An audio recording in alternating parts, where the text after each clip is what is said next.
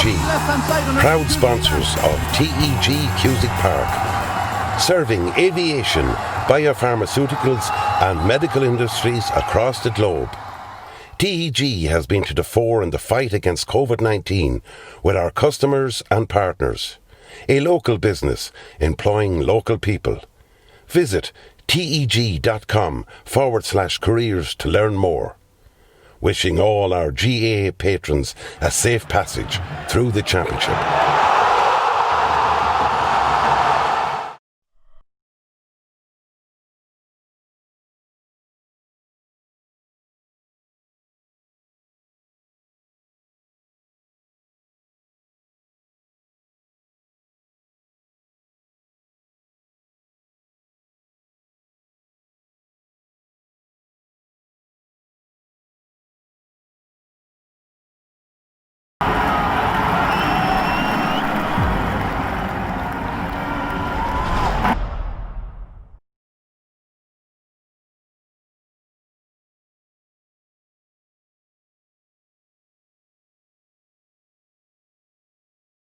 There's a light, a certain kind of light that never shone on me. If I ain't got you, ain't got you, baby. You don't know what it's like, baby. You don't know what it's like. All new Renault Capture SUV for all your lives.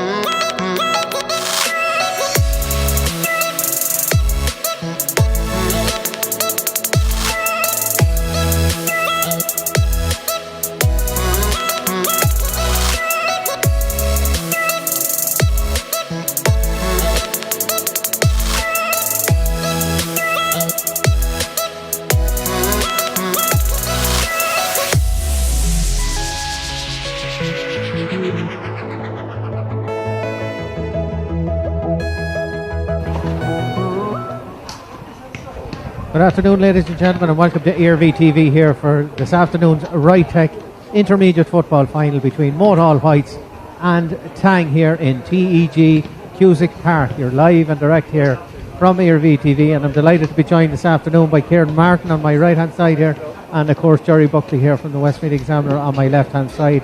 And lads, we're looking forward to a great final here today. Jerry, we had a little pre-season tip at this one, and we both tipped Tang, I think, at the start of the season this time. So it's no surprise that they're in the final here today. I think we did. I think I'm still on for the hat-trick, Paul. I think I have 3 finalists, so hopefully hopefully all this 3 is my only one left standing, I think. So, no reason to change with Tang. Having said that, I haven't seen Moate All Whites in operation this year at all, but I believe they've been playing very, very well. People in the know now that have watched them think, they've come from relative obscurity in recent years, and they're in with a good shout today, but I'm going to stick with my original prediction of Tang.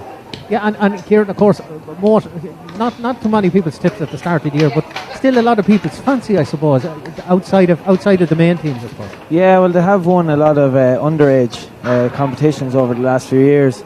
You can see the brunt of that team is probably the one in under 21 there a couple of years, 3 or 4 years ago, and you can see a lot of them are after coming through onto that. They're after developing and getting that bit more physicality into their game, and it will help. But they were going to come through, and look, they did perform well throughout the whole year, and you could see every game they got better and better, and they had a huge performance in the semi-final. Yeah, and speaking of those games, they've won most of their games pretty comfortably this year. I was lucky enough to see 2 of them. I seen them against Monbrusna, where they absolutely wiped them away in 20 minutes, and then here in the semi-final against Miltown Pass, where they absolutely wiped out one of the major favourites for the championship this year, county finals for the last 2 years. Moate really wiped them out here that day, to be honest. They did. Miltown Pass were big favourites for that game, but Moate just didn't give them the opportunity to play. Once they got in front, every time kind of Miltown Pass came back at them, they had the confidence and the composure to come down, get that point or two to just put that bit in between them. I know Milltown Pass did miss a lot, but in fairness, Moate took the opportunities when they got them.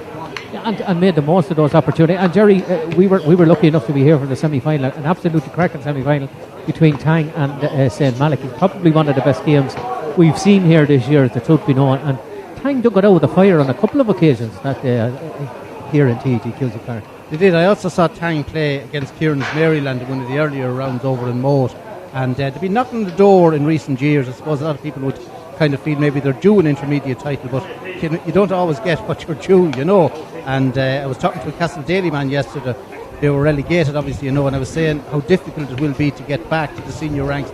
The intermediate is the hardest competition, in my opinion, won in Westmeath. I mean, there are only a handful of teams capable of winning the senior, but the intermediate, you know, there are any number of teams. It's probably a more level playing field. It is a more level playing field, yeah, and Tang have been knocking at the door, and today is their opportunity. But I mean, Moate are a sleeping giant of Westmeath football. I'm old enough to remember Father Cremen's great college teams and the conveyor belt that had for all the Moate club teams and all the great success in the 70s and 80s. Father Cremen, a man way ahead of his time, you know, very, very clever football brain, that man. But they were in the doldrums in recent years, so I'm personally delighted to see them back in the final today.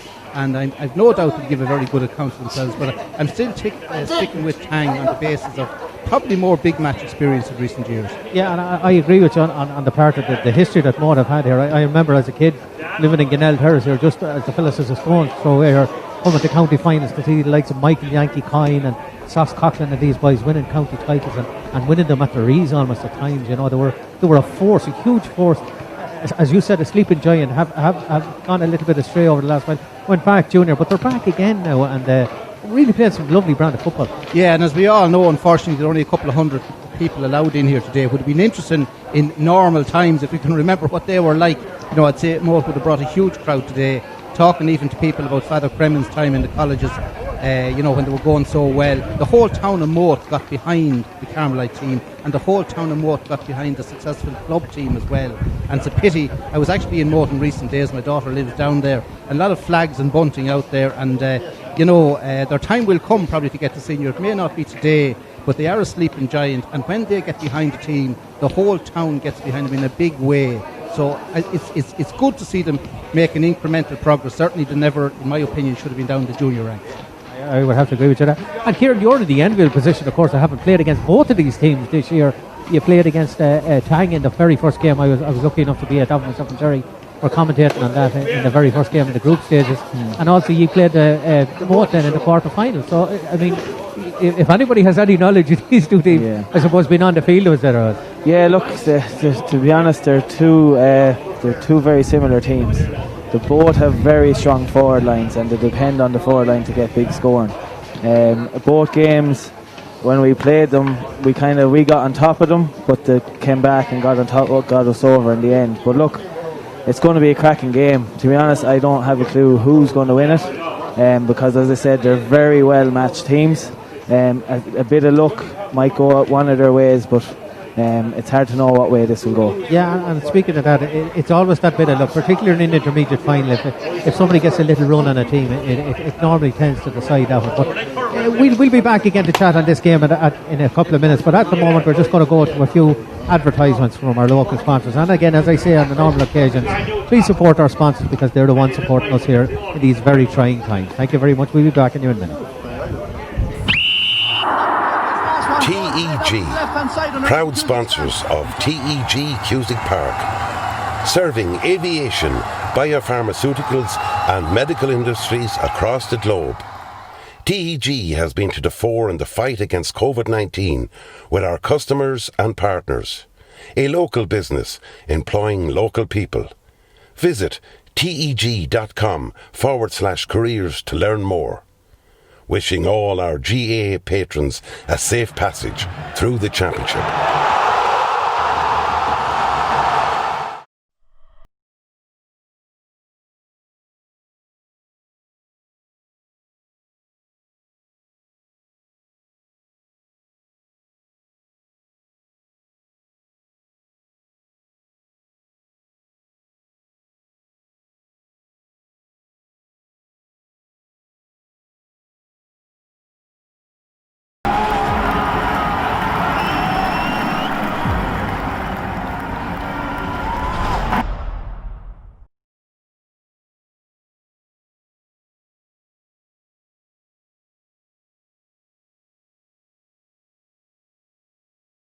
There's a light, a certain kind of light that never shone on me. If I ain't got you, ain't got you, baby. You don't know what it's like, baby. You don't know what it's like. All new Renault Capture SUV for all your lives. Yeah, and we're back here in TEG Cusack Park for this afternoon's Rytech Intermediate Football Final between Moate and Tang. We're just going to take a quick look now, I suppose, at their paths to the final. We'll go with Moate first. Moate had Ballymore. Moate had their first game against Ballymore, which they won rather comfortably. After that, they beat Bunbrusna quite considerably in a match out in Castleton, which I was privileged enough to be at. And of course, Maryland in the quarter final. And then a little bit of a shock when they beat Milltown Pass here in the senior semi-final. And Kieran, I suppose that's the game that will probably stand to Moate probably the most, I suppose, wouldn't it? Yeah, I don't think talking to a few people from Moate, they weren't fancying going in. But to win it that comfortably in the end, I think there were 6 points in it. Yeah. And there were 6 points the better team. It was the best game they played all year. And talking to a few players after that, everything went well for them on that day, and they worked together and worked hard as a team, and they'll have to do the exact same thing today. Yeah, and of course on the opposite side of the draw then you had Tang, Jerry, who had Maryland in the first game, which was a privilege. So we were both in attendance on that day, and it was a really, really cracking good game of football that day. It was a very good game, yeah. It could have gone either way. I suppose Tang probably just about deserved their win in the end, but a very close fought game. And I suppose we're talking about the way COVID-19 has hit the championships, and it has made for better championships in lots of ways. There are no kind of dead rubbers. Absolutely, one thing that we've been critical about. Absolutely, and that was a classic example of that. You know, an early game, you can't really afford to lose games in this. You know, and that was an early round, but I mean, it had the intensity of a knockout game. Yeah, and speaking of that, the play that we saw so far, we're looking at a video there of the Tang forward player, which they've been fairly lightning fast when they get that ball into that forward line. The likes of Shane Coughlin and Aidan Burke in particular, they've made some wonderful scores and created some wonderful scores against it, particularly against Ballymore and particularly against St. Malachy's here in the semi-final. But it was the Ballymore game where they started all that football, I suppose. Yeah, well, Aidan Burke has been on the scene quite some time and has been a very, very consistent club forward. Has got the odd run with Westmeath. I know people who would have felt that he deserved longer runs. He's one of the most consistent club forwards in Westmeath over the last decade, in my opinion.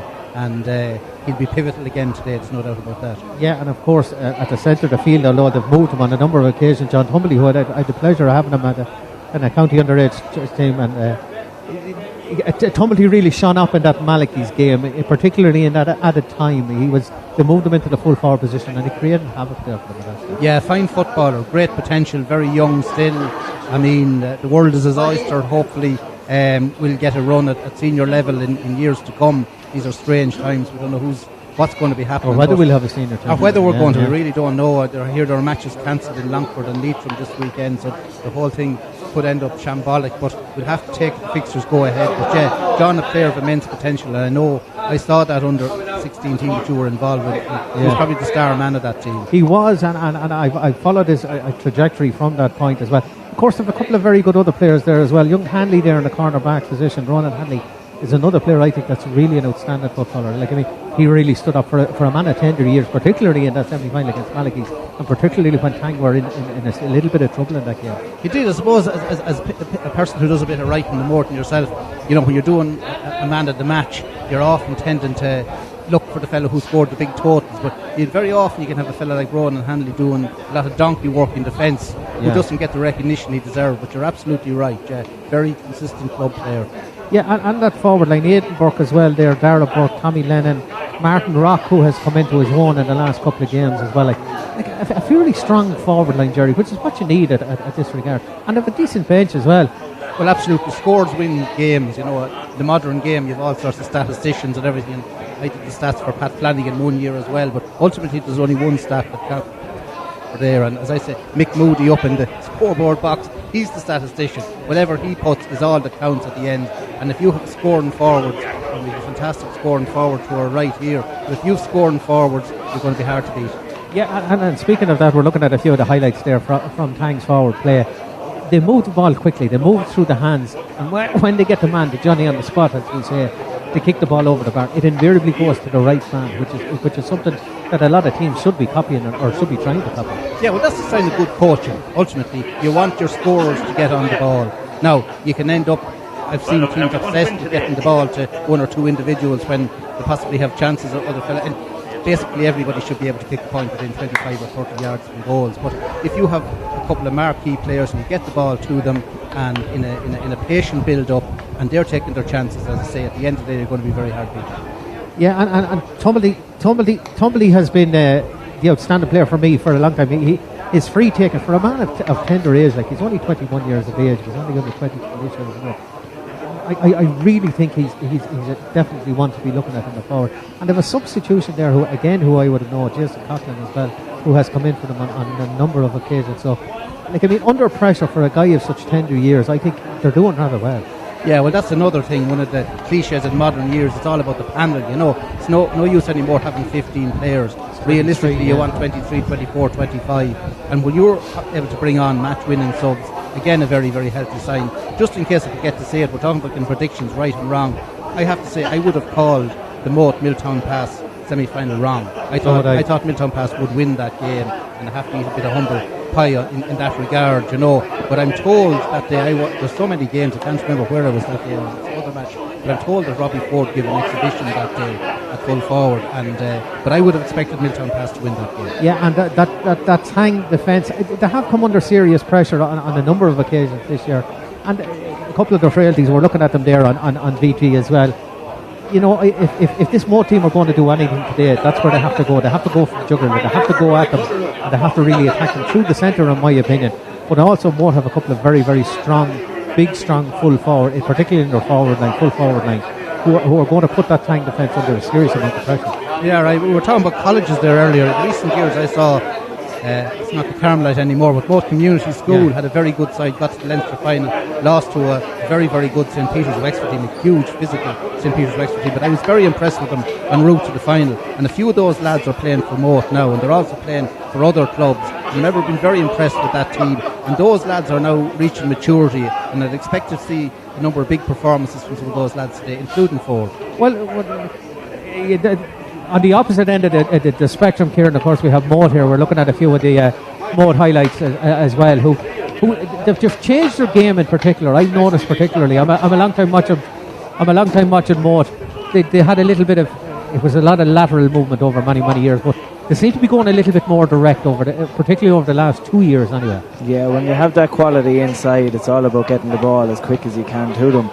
But they're playing very clever football, and it means that when the teams are crowding out the defence, they're not going over and back, they're running direct at the goals, and then the inside forward line are coming out on the loop and kicking over the bar. So that's one thing they have been working on at big time lately.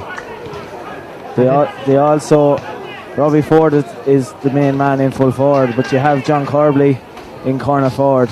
Probably wasn't his best game against Milltown Pass, but he is liable to get 1-3, 1-4 there and on any day. And looking at those highlights that we've seen from Moate this year, it is that full forward line that has caused the most damage. We're looking at a few of the examples of it there, semi-final in particular, where Robbie Ford was another outstanding player for him.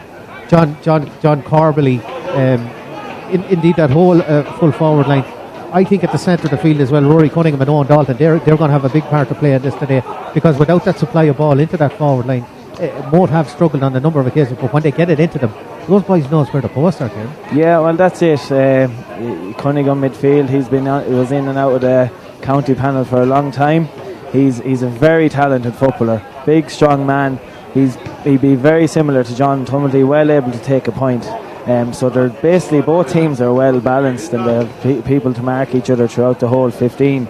But it's whatever team can slow down the ball around the middle of the field to stop that quick ball in. Yeah, and we're looking back at the Brusna game played out in Castletown that evening. It was absolutely excellent football. I watched them that evening, and for 40 minutes they absolutely tore Brusna to shreds that evening. Yeah, it really was men against boys. This is the game to get yourself, Kieran. I suppose you really don't want to be watching it. Well, look, too much to live through it sometime.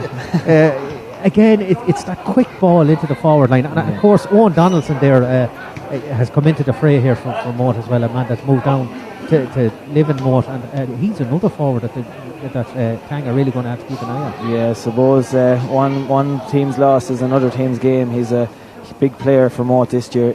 He's getting 3 or 4 points per game. He was suspended for the semi-final, but he has that quality to come straight back in, and Tang will have to keep an eye on him. He good left foot, but he's always on the move. Is that a big call to bring him back in after missing that semi-final spot? It's hard to know. It's a great call if they win, but if they lose, it's not. But I think he has the quality. You have to play him because he is experienced. He'll keep the full forward line in control. He'll keep them on their toes. You need that bit of experience in the forward line. And look, he can get you the scores. He'll be able to prove it if people think it's a wrong choice. Yeah, and that game in Athlone, I just saw the highlights, or watched the highlights of it last night again, and they were excellent that day against G. I know, as I said, it's not nice to be watching yourself when they're getting like that, but there was also a few chances from Ireland at that time. When they got going and got into that Moate defence, there was a few little frailties, no more than what we've said about. Yeah, look, you could see when they got the ball into Joe Hart there, the quick ball in, the space is there, when the forwards take on their back, sometimes they can be a bit weak that way, but look, it's the game is going to be won out around the middle of the pitch today. Whoever can slow the ball down around there gives their backs the chance. And we're looking at a few of the stats that have been accumulated. We'll be looking at a few of the stats that have accumulated over the last few games as well, Kieran. I don't know if you have them there in front of you. It's the average shots both team had. Yeah. It was Moate had 22 where Tang had 29 shots. Yeah. So Tang are getting the more shots off, but Moate have a bigger conversion rate. Okay, so Moate have 63% where Tang have 54%. And at the end of the day, you can have all the shots you want, but you still need to be getting them between the posts. And of course, I think huge thanks to Thomas Mount for those statistics that we got during the week as well. Jerry, I suppose we're coming there before we hand over to our commentary team here today. I have a fair idea who you're going to tell me that you fancy for this one anyway, but I'm going to ask you, Bumward. Yeah, well, I'm sticking with Tang, but I haven't seen Moate, and people I respect that saw Moate reckon they're in with a very big shout today, but I'm going to stick with Tang. I guess I have a right to change horses midstream, so I'm going to stick with Tang. I'm just hoping for a very, very good game, and that the 200 people with the lucky tickets get value for money, and those watching on ERV. Yeah, I agree with you there. I hope it's a decent, and it has all the hallmarks of a decent game, Kieran. I'm going to ask your prediction now for the game as well. Put me between a rock and a hard place. Well, there's two of them playing with Tang, so that's 2 rocks. Yeah. To be honest, it's going to be a very close team, but I just think Tang might have that bit more experience. Just because they've been to the semi-finals for the last, how long, 7 years? 6-7 years, so they might just have that small bit more experience when it comes down to the end point. But I'm giving a point or two either way. Yeah, I was told to get your opinion one way or the other, so I'm after putting you on the spot, and you're after tipping Tang. So I suppose with both of you tipping Tang, I'm going to go the opposite way. I did tip Tang at the start of the season, and Mike Tumblety would be a very good friend of mine. But I just have a feeling after the semi-final, I think Moate will be there or thereabouts, and I just fancy them to maybe nick it, but it wouldn't surprise me in the least if it went the other way. We had just a little chat with the managers just before throw-in today, so we're going to pass you over now to our interviews with the manager. We'll be back with you very, very shortly, and stay with us here live on ERV TV here in TEG Cusick Park for this afternoon's Rytech Intermediate final between Tang and Moate Illabon. We're joined here before today's intermediate final by the Tang manager, Mike Tumblety. Mike, I suppose for the first of all, it's great to be here. Yeah, it's great to be here. The year that's in it, and with COVID and all that, it's great. And we haven't been here for a good while either, so even better again. You know? Yeah, you made good semi-final. You came out in the right end of it after a long, drawn-out battle. So your lads should benefit from that extra 20 minutes or whatever. It'll give them confidence, and they were under the cosh a bit going into half time, but. They responded and played well in the second half and in extra time, so that extra bit of match practice as well. You can't blame 20 minutes will help us as well, yeah. And come here, you've had good time to recover since that, and everyone in good form today. Yeah, everyone. We'll a couple of little bits of knocks, but yeah, everyone is okay. Everyone fit and available. Everyone is fit and available, yeah. Right, look, that's grand, Mike. We'll let you go back to your team. Thanks very much for joining us here in TG Cusick Park. Thank you. We're joined now by the Moate manager John Twaddle here in TG Cusick Park before today's final. John, as I said to Tang manager, I suppose the whole aim of the start of the year was to be here today. Well, that's exactly it. At the start of the year, we want to become whatever the championship day was going to be. Championship final, we want to be there. You know, you had a good win over Milltown Pass. I think that was another obstacle that you had struggled to get over in another year. So you had a good win in the semi-final. We did, yeah. It was the third time lucky. Obviously, we had 2 bad defeats to them last year, so we set ourselves up to beat them the last time, and it worked out well for us. And how have things been for you in the build-up to the final? I think you should have you had a player suspended in the last game, so I presume he's back and available today. That's right. Owen's back. Owen Wallace is back today, and he's a big addition. We have full strength. We have no injuries. Full bit of health. We have no excuses. And a fine day for us. Great day, good day, and hopefully it'll be a great day. Okay, John, we'll let you go back to your team. Thanks very much for joining us here in TG Cusick Park. Yeah, just a few words there from our managers, and I suppose the Tang manager, Mike Tumulty, a former player, of course, and an inter-county player for Westmeath as well, and a son on the team today. Mike would be very upbeat about Tang, and very much a Tang man as well, Jerry, but you know, a one-club man. Yeah, and I suppose a bit of experience in other clubs as well. I know he's helped out in other clubs as well, and Milltown in particular. Milltown, yeah. I remember him helping out with Milltown. You know, a bit of experience at underage and adult football, and you know, has brought Tang to this stage. And I'd say we'll be very hopeful that his son is going to have a medal this evening. Yeah, and Mike would be more than happy with that. And John Twaddle, of course, the Moate manager, a new appointment this year, I suppose, Kieran, and he's proved his worth to them. Yeah, the Moate team are very happy with him. I've been chatting to a few of the members of the background team, and they were on about his attention to detail, that even before training, players know what colour bib they're wearing, that he's texting them that what colour bib they're wearing, so when they arrive, they're straight into it. And that takes a lot of work and a lot of time, and it shows you what he's putting into it and what he thinks this team can bring. Well, I actually watched their warm-up the night they played Bunbruston in Castletown, and they were warming up. I was there an hour before the game because I was a bit early, and I watched their warm-up, and I actually had a sweat on myself even looking at them. Never mind what they were doing on the field. Their warm-up was so intense, and he was right at the centre of it, barking out orders, which is what you want from your manager. You don't want somebody on the sideline that's not going to say anything to you, I suppose. Yeah, well, there's so many different types of managers out there. You have the type of manager that likes to sit in the stand and think to watch over the whole lot. Well, I prefer the manager down on the sideline, in amongst the team, and is there ready for battle when you want him. Yeah, and well, there's our manager interviews. We're going to transfer you. I'd like to thank Jerry Buckley here from the Westmeath Examiner, and Kieran Martin will be back here with you again shortly. But for now, we're going to transfer up to our commentary team for this afternoon's match. Ray Gavin and Shane Donoghue, lads. We wish the both teams the very best of luck, and it's over to our commentary team of Ray and Shane. Everybody, welcome to the commentary box here in TG Cusick Park for today's intermediate football final, sponsored by Tech, and I'm joined again on comms by Shane Donoghue. Shane, we're looking out here again. Conditions absolutely perfect for football, and I'm looking forward to a really good game here today. Yeah, so my Ray, as you say, the conditions are excellent. There's a slight breeze blowing in over the scoreboard. We saw it affect a few kicks in the junior match, and yeah, really looking forward to both teams are going through their warm-up routines now. A couple of interesting subplots, I think, in this setup. You know, this rise from junior ranks from Moate, that was all started off by Paul Conway, and he brought them to a Leinster final. Paul, one of the greatest Tang players that we've ever seen, so that subplot's very interesting. And then we have John Twaddle, a Longford man from Ballymahan, right on the border with Tang, so there'll be a bit of familiarity there. You know, Mike Tumulty actually turned over this Moate team when he was over in Milltown and Conrad 2 years ago in a smashing game of football, so very familiar with each other. You know, there'll be no stone uncovered today preparing for the match. They'll know each other, and both teams are here on merit, unbeaten right through their group stages, and 2 very good performances in semi-finals. So yeah, really looking forward to it. Yeah, I was going to say that to you, Shane. I didn't know whether you'd agree with me, but I think on form these are the 2 best intermediate teams in the county, and I think they've showed it all through the year. Yeah, certainly they did. Tang probably took a long time to get here. It's 1993 or something like that, I think, since they last got to a final. Been the bridesmaids for long enough, and got a huge test in the semi-final against Malachy's. Brought it to extra time after going behind, showed huge character. You know, Moate turned over my own club, Milltown Pass, in the semi-final. they're here on merit. I watched the game again during the week, and very deserving winners.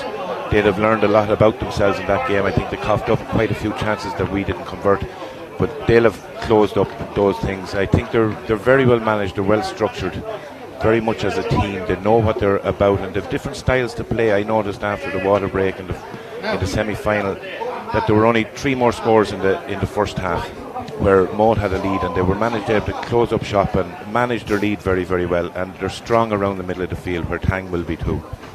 Yeah, absolutely. And yeah, Rory Cunningham and Owen Dalton there for Moate, and then you've John Tumblety and Conor Marrow there in the middle of the field for Tang, and that'll be a big ding dong battle out there. But I think I've seen Moate on a couple of different occasions this year, and I want you to talk about this man, but I certainly have been hugely impressed with Robert Ford at full forward for them. Yeah, Robert's a smashing footballer, a young guy that we've known about him for a little while, and I think he's really coming to the fore this year. He scored 9 points in the semi-final, 5 in play or 4 frees or vice versa. But look, he's going to get a test inside on Kieran Duncan. Robbie Ford is very good in the air, but Kieran Duncan won't shy away from that battle. Now, if the ball is played out in front of Robbie Ford, I think Kieran might struggle a little bit. But that's all about getting the ball into him. I think Tang will be more dogged around the middle of the field than we've seen some of the teams against Moate. Moate picked up a lot of the breaking ball in the semi-final. Tang won't allow them to do that. They won't allow to set up that quick ball into Robbie. And then John Rock will fall back in front. And we've seen John Rock turn over ball and then drive his team forward. So yeah, it's really intriguing what's going to happen in and around that area of the field. Yeah, absolutely.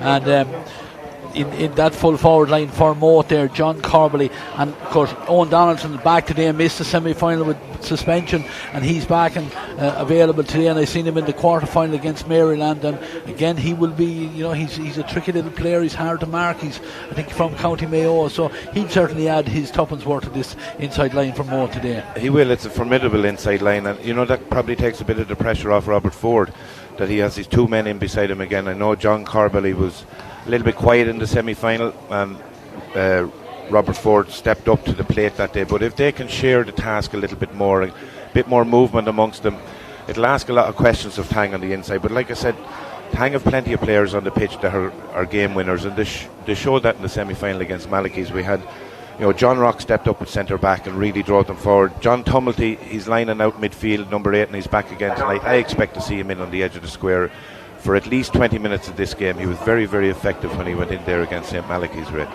Yeah, well, look at Shane, we're after speaking enough about the two sides here now, because we now actually have both lineouts, and we'll go through them in the next minute or so, starting off with the Tang team first, and we're actually on screen there. In goal, number 1 is Owen Coughlin. The full back line, Ronald Hanley is 2, the full back is Kieran Duncan, he wears number 3, and Ian Coughlin is the left corner back wearing 4. In the half back line, Conor McKiernan Tumblety is at 5, John Rock at 6, and Richard Laffin at 7. Middle of the field, John Tumblety wears 8, and Conor Marrow will wear number 9. In the half forward line for Tang today, Dara Burke is at 10, Aidan Burke at 11, and Tommy Lennon wears number 12. And the inside line for Tang today, Martin Rock is at 13, Adam Neary will be 14 at full forward, and Shane Coughlin completes the Tang line-up today wearing number 15. And we'll quickly go through the Moate line-out. In goals for Moate today will be number 1, Richie Price. The full back line, Dylan Ennis at 2, Andrew Gorman is the full back, he'll wear 3, and Philip King is at 4.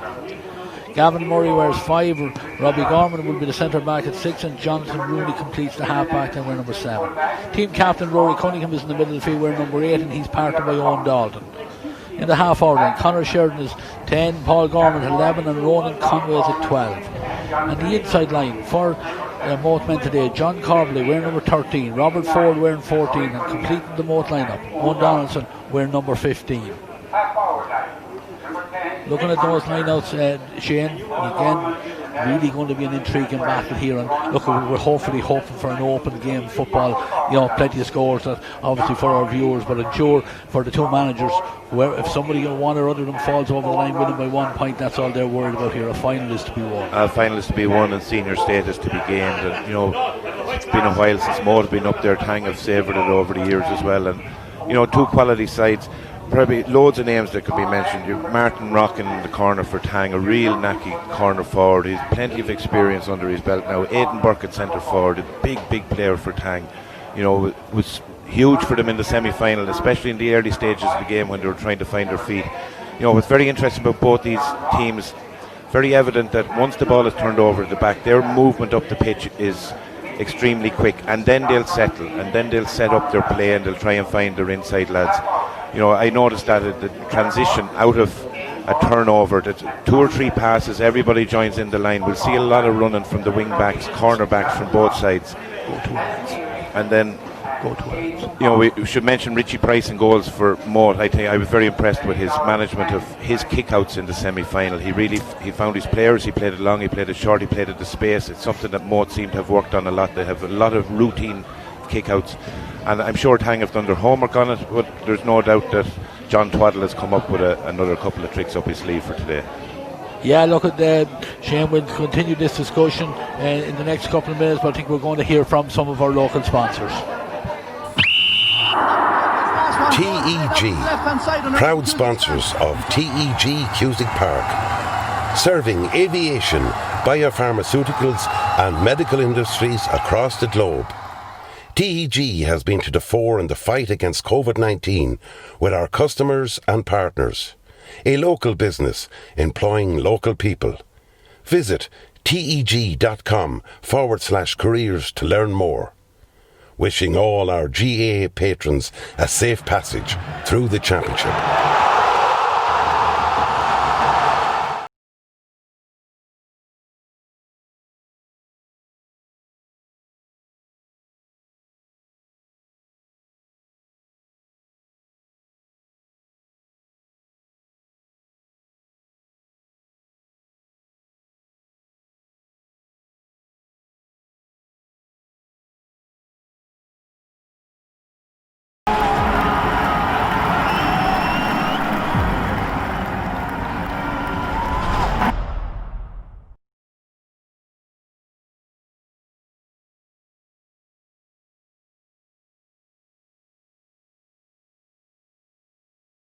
There's a light, a certain kind of light that never shone on me. If I ain't got you, ain't got you, baby. You don't know what it's like. Baby, you don't know what it's like. All new Renault Capture SUV for all your lives. Referee for today's game, Sean Carroll from the Downs Club again, another experienced official, and hopefully like the junior game we won't be talking about Sean as this game develops. No, Sean's very experienced out there in the middle of the field. He tends to let the game go. He understands it's a manly game. There will be a bit of rough and tumble. He won't tolerate any badness, but he let the game flow, and you know, as we said, we prefer not to be talking about the referee, and I don't think we will on this occasion. Yeah, absolutely so. And you know, they're out there in the middle of the field, and you know, Tang and both sides now just have broken from their respective warm-ups, and you know, they're putting the jerseys on again. And you know, the one factor we were looking at there, both sides on the pitch very early. Shane, is that a factor? I know finals take on a life of their own as well. Well, it can't be good for the nerves, Ray, and I suppose without having dressing rooms to retreat back into and settle yourself and breathe again, they've been out there early, and that's an edginess. Maybe both sides haven't been here for quite a while. We'll probably see that at the beginning of the game. There's 2 ways to approach this. You come out all guns blazing and you see, can you blitz a team at the start, or you start talking about setting a target up as far as the first water break, keep it tight, make sure you're in the game and settle. And I expect it's going to be more that way, that it'll be over and back, a bit of shadow punching and figure each other out, get into a water break, see where the scoreline is at that stage, and then, you know, there's no doubt that these managers have set plays. I've watched both sides play different styles of football during the championship, and they will, I guess, set up like that at the beginning. Yeah, you know, we see, you know, going through the formalities down here, Moate getting their photograph taken and whatever for the record books going forward as well. But one interesting statistic, Shane, we were speaking here before the semi-final. This is actually Moate's first ever intermediate final. Yeah, first ever intermediate final, which is for a club with such a long history. Look, they stayed in senior ranks for a long time, and the great Ger Heaven they've won senior championships, and then they took a a fall from grace, if you like. And like I mentioned earlier, the man that kind of revived them, it was a Tang man. It was Paul Conway, and he came in and he did stellar work. Now, there's a great school in Moate, and they've been doing very well. I know they pull lads from different clubs, but all of that, there's a rebuild. If you look at the underage fixtures over the next couple of weekends, from minor right down to under 13, Moate are being represented at the top table in all of these competitions. So there's been great rebuilding going on. Yeah, the under 17s will be out here in action tomorrow before the senior final as well, which is, you know, a great tribute to the club. Like, they went back, as you said, they went back as low as they could go, Shane, and, you know, turned the whole thing around, got underage going back. And I know they have a very forward-thinking committee down there now, and, you know, they really are going places. They'll hope to make that big step up now today, and that would be a great asset for them, with, you know, as they're moving forward. Yeah, it will be, you know.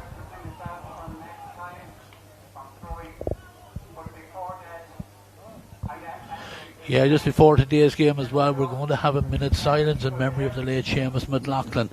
Seamus, from Moate, acted as chairman of the club for close on 10 years. He selected with the county football team for a long number of years as well. And again, you know, did numerous jobs as different selectors. I've heard stories here today where he was collecting players for the various county managers and stuff like that. He was never but helpful to the county in any way he could do it.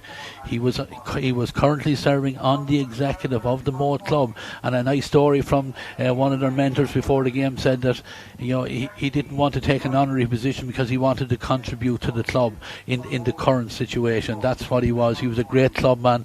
He was also a steward here in Cusick Park for over 20 years.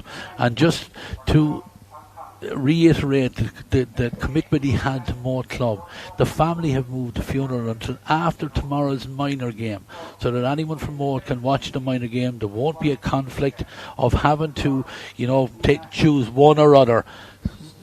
So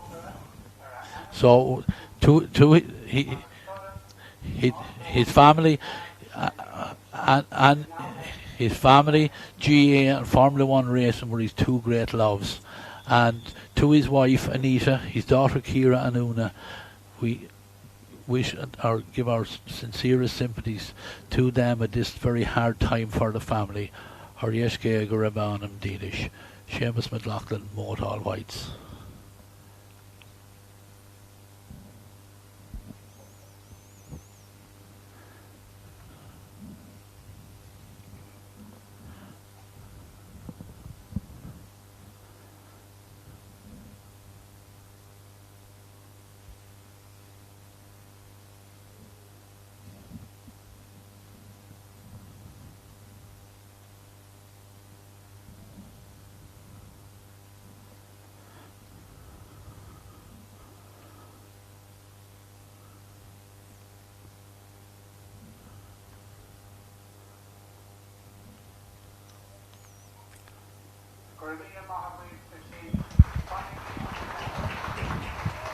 That's Seamus McLaughlin, a great servant to the GAA in general, Westmeath and Moate in particular.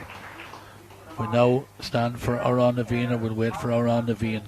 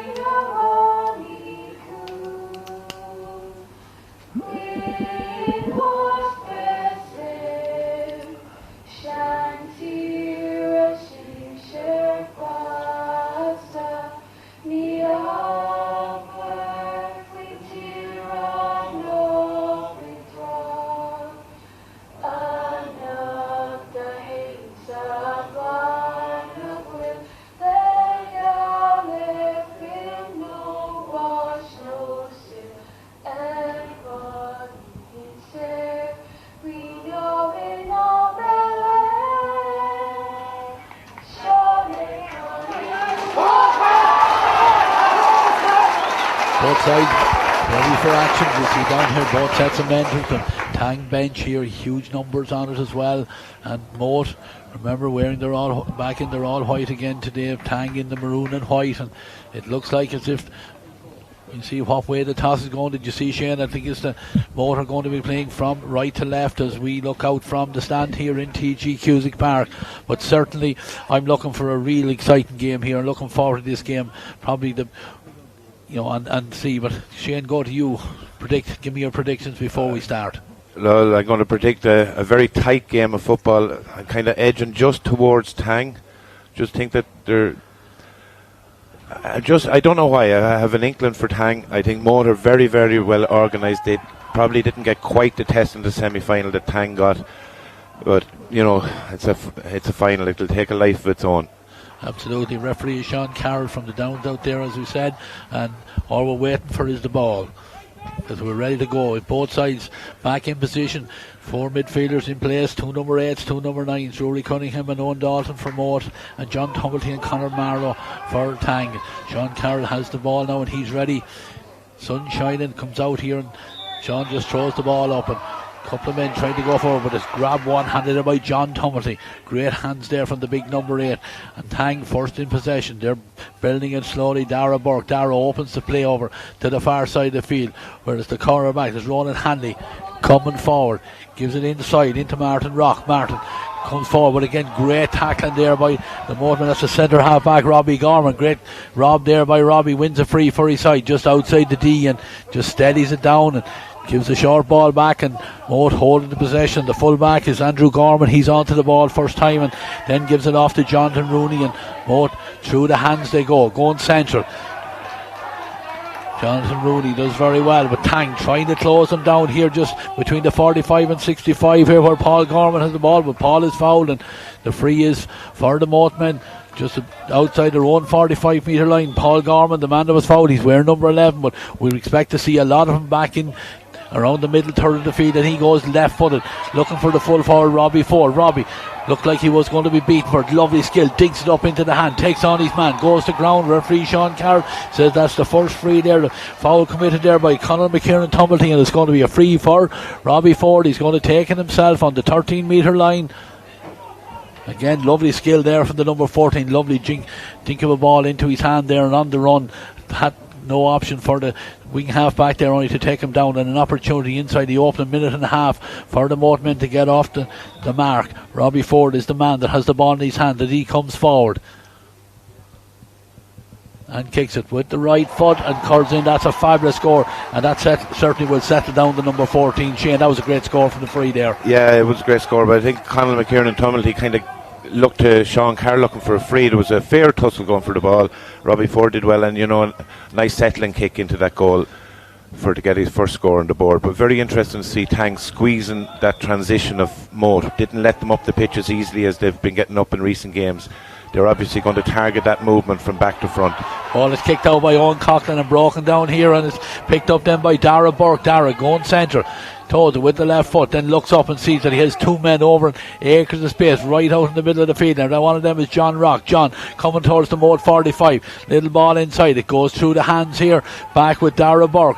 Dara straightens the line and fires it over to the far side of the field, where the corner forward is Martin Rock, out a long way from the corner, but Tang coming forward here with Shane Coughlin. Shane being closed down by the white jerseys, but still manages to get in close to the end line, and the referee, I thought for a second that he might have been pushed out over the sideline or the end line, but referee signals that the ball has gone wide there. Nothing wrong with that there, and kick out, and the first kick out of the day for Richie Price. And there's no real breeze to talk about here, Shane. We had a breeze earlier on in the day, but seems to have died down a little bit. Yeah, it's died down a little bit, Ray. It's very evident that Moate are going to suck players back for at least this first period and play it very tight.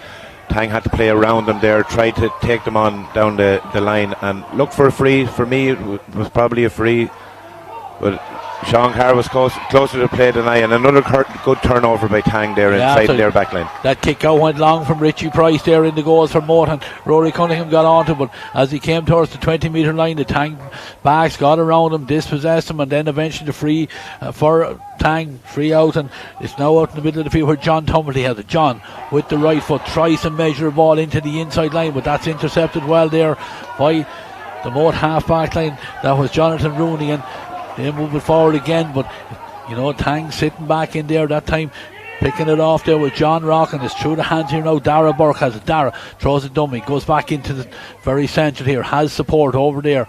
That's the corner forward. Martin Rock right out in the middle of the field is Martin. Gives it on now to Conor Marrow. Conor lifts the head and fires the ball inside. Good ball inside to Shane Coughlin. Shane immediately closed down by two white jerseys, but referee said the tackling was not legal and it's going to be a free, and an opportunity there outside the 20-metre line but very close to the sideline, and it's Aidan Burke is the man that's gone over to take it. First opportunity for Tang to get on the scoreboard really. 4.5 minutes gone in the opening half of this Rytech sponsored intermediate football final. Aidan Burke swings this one in with the right foot. The goalkeeper looks up at it, but unfortunately for the Tang man, that one had pulled just to the left of the upright and wide there, and let off there for Richie Price, and Richie now coming out to the 20-metre line ready to go along. He went long with the last kick out, getting the heads up. It's a strange shot of the pitch as we look out, because Shane, there's only 4 or 5 players inside the 45-metre line at the left hand side of the pitch. Yeah, we spoke about it earlier. Moate definitely have set-ups for their kick-outs and from their free kicks from the back line. Play very much centrally and then get lads breaking out left and right, and up to Richie Price then to pick the runner, and as he did in that case. And it's another good ball into the forward line, into the danger man, Mr. Ford. Taking on his man here, nice little ball inside to Rory Cunningham. Doesn't go to hand first time, but he gets it up and he fires it back out into the centre, but again not grabbed out there, and Tangman turn it over again, and they're on the move again, coming forward in their own half-back line. Nice ball played in on front of the full forward Adam Neary. Adam tackled and dispossessed there. Good work by the white jerseys there. There was 4 or 5 of them swarming in around the Tangman there, and one of them is Robbie Gorman. Robbie comes left, gives it on here to Conor Sheridan. Conor fisted pass inside on to the right half-back Gavin Murray. Gavin trying to get a little bit of space. Jinx takes on his man, shrugs him off. He's in on the 13-metre line. He backs himself. He takes a shot, but that was from a very difficult angle, and unfortunately for him, pulled it to the left and wide. 6 minutes gone in the opening half. 1 point to Moate. Tang yet to register on the scoreboard. Uncocked.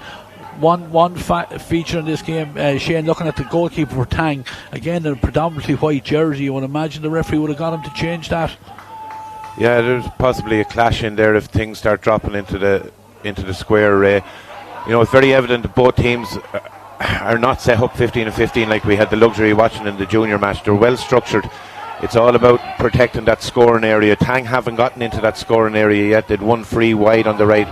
But Aidan Burke is heading for it now, and he's closed down there by Andrew Gorman. He gives it back out as far as Shane Coughlin, and Shane goes back outside the 45-metre line where Ronald Hanley is coming forward. Gives it on to John Tumblety. John comes forward there, and this time he's fouled, and the foul committed by Owen Dalton, and this free is about 40 metres out from the Moate goals. And Adam Neary, is he going to take it? It looks like he is going to take it with the left foot. Free here now, and an opportunity for Tang to get themselves level and get on the scoreboard there for first point. Again, Adam just taking his time. Again, was excellent for his side in the semi-final win over St. Malachy's, and he's going to take this with his left foot and swing it in. It's dropping, and it's over the bar. The equaliser for the Tangmen. That comes from the left foot of Adam Neary. 1 point for Tang and 1 point for Moate. The two number 14s on the scoreboard again. Richie Price is back out. No delay from Richie. He's on the 20-metre line, and we look out. There's a lot of players inside in that middle third of the field now. Richie goes long over towards the far side of the field, and ball broken away from the Tangman there. And again, good work on the ground there by Gavin Murray. Holds the possession for his side there, and the ball goes inside, and Robbie Gorman gives it back over to Gavin over on the far side again.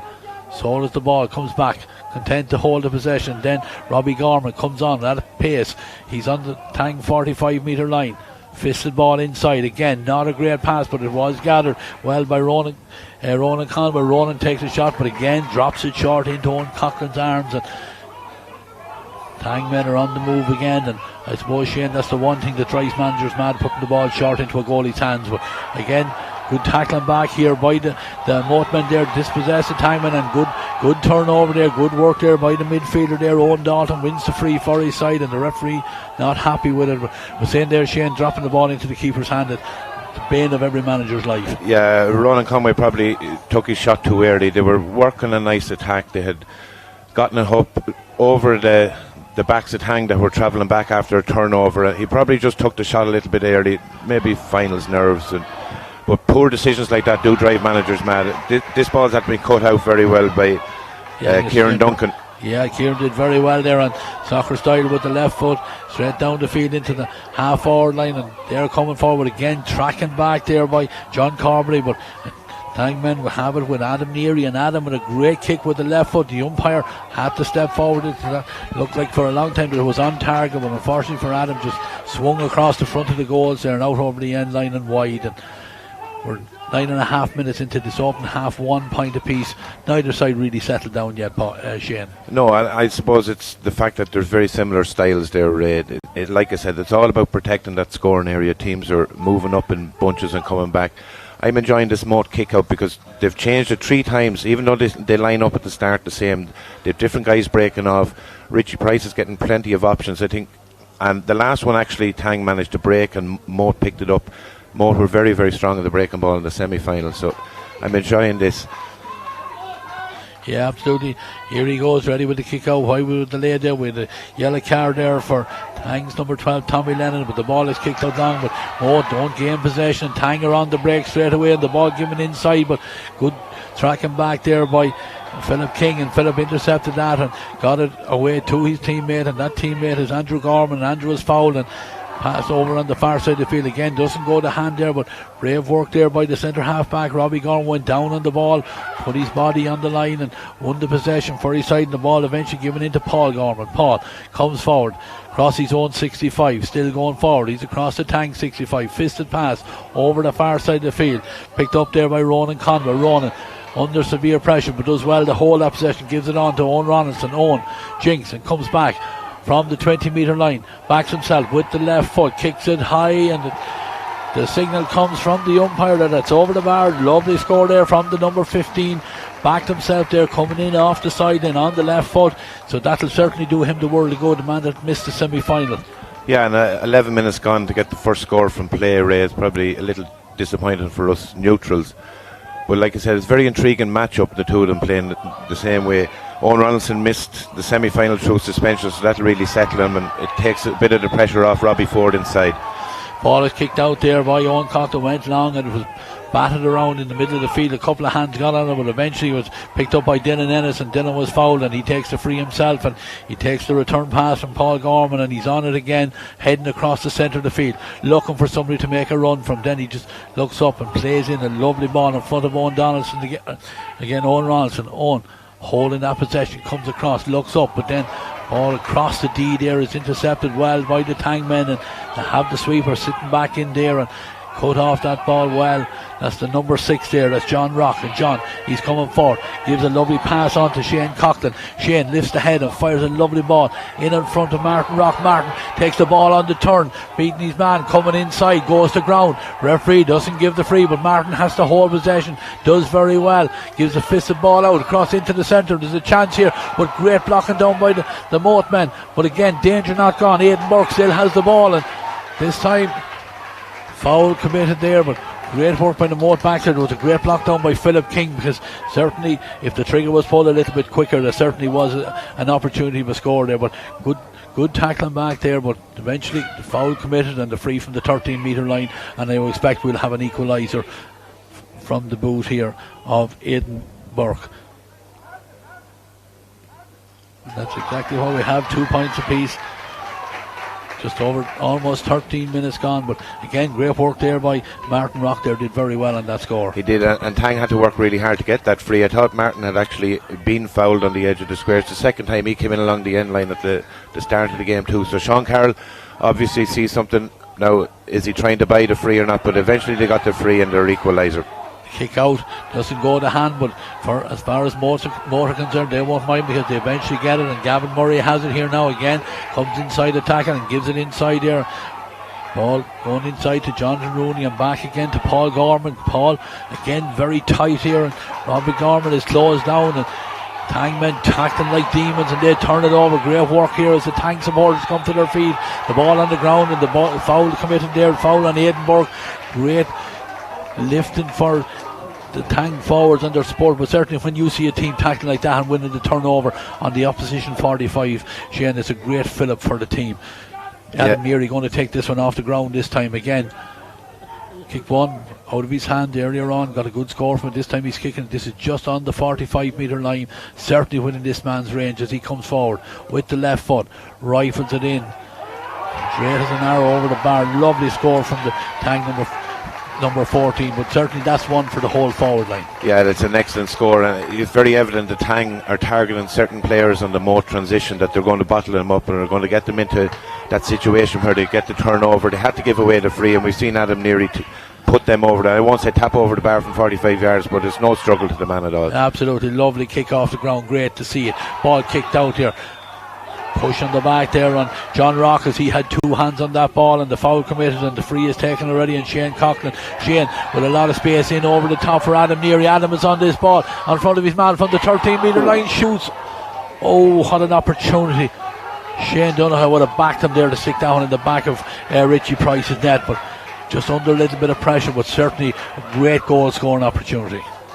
Yeah, and he turned Dylan Ellis quite well with the ball over the top. He did the right thing. He kept it low. He pulled it across the goal. The opposite side that he was running was narrowly wide, but a super chance for Tang. Yeah, absolutely. You wonder for the rest of the game, will they get as good an opportunity? But this one has been spurned, and it's at just over 15 minutes gone as Richie Price again with the kick out. Richie this time goes long and straight down the middle. Up they go, broken down, but it's the Tang men that are on the break again. Richard Laffender has it, and he gives it on to John Rock. John straightens the line, heads towards the Moate 45, goes into the tackle. May have been a shoulder charge there, but the referee allows it to go on, and Dara Burke gives the ball over to the far side there where Conor Marrow is on it. Conor, nice interchanging here by the Tang men on the Moate 45, but Moate men close the door to that one there, and the ball move back to Dara Burke, and in now to Conor Marrow, in again now to Adam Neary. Adam being stood up by Andrew Gorman, being forced back away from the goals. The ball is given inside. John Tumulty is on it. John heads up play, sees that John Rock is in a little bit of space. John thought about going for the score himself, comes inside, gives a nice fisted pass over the top. Aidan Burke is on it again, spins away from a couple of tackles, goes to ground. Referee not giving the free there, allowing the play to go on, but Tang still have the opportunity, and the ball fisted over the bar there by Shane Coughlin. And certainly one of the features of that there, Shane, is that Sean Carroll is not blowing the free too easy. I know how the players are trying to fool him with that, and he's not falling for it, but in fairness to that time, the Tang forwards kept playing. Shane Coughlin on the loop around, got the ball fisted over the bar.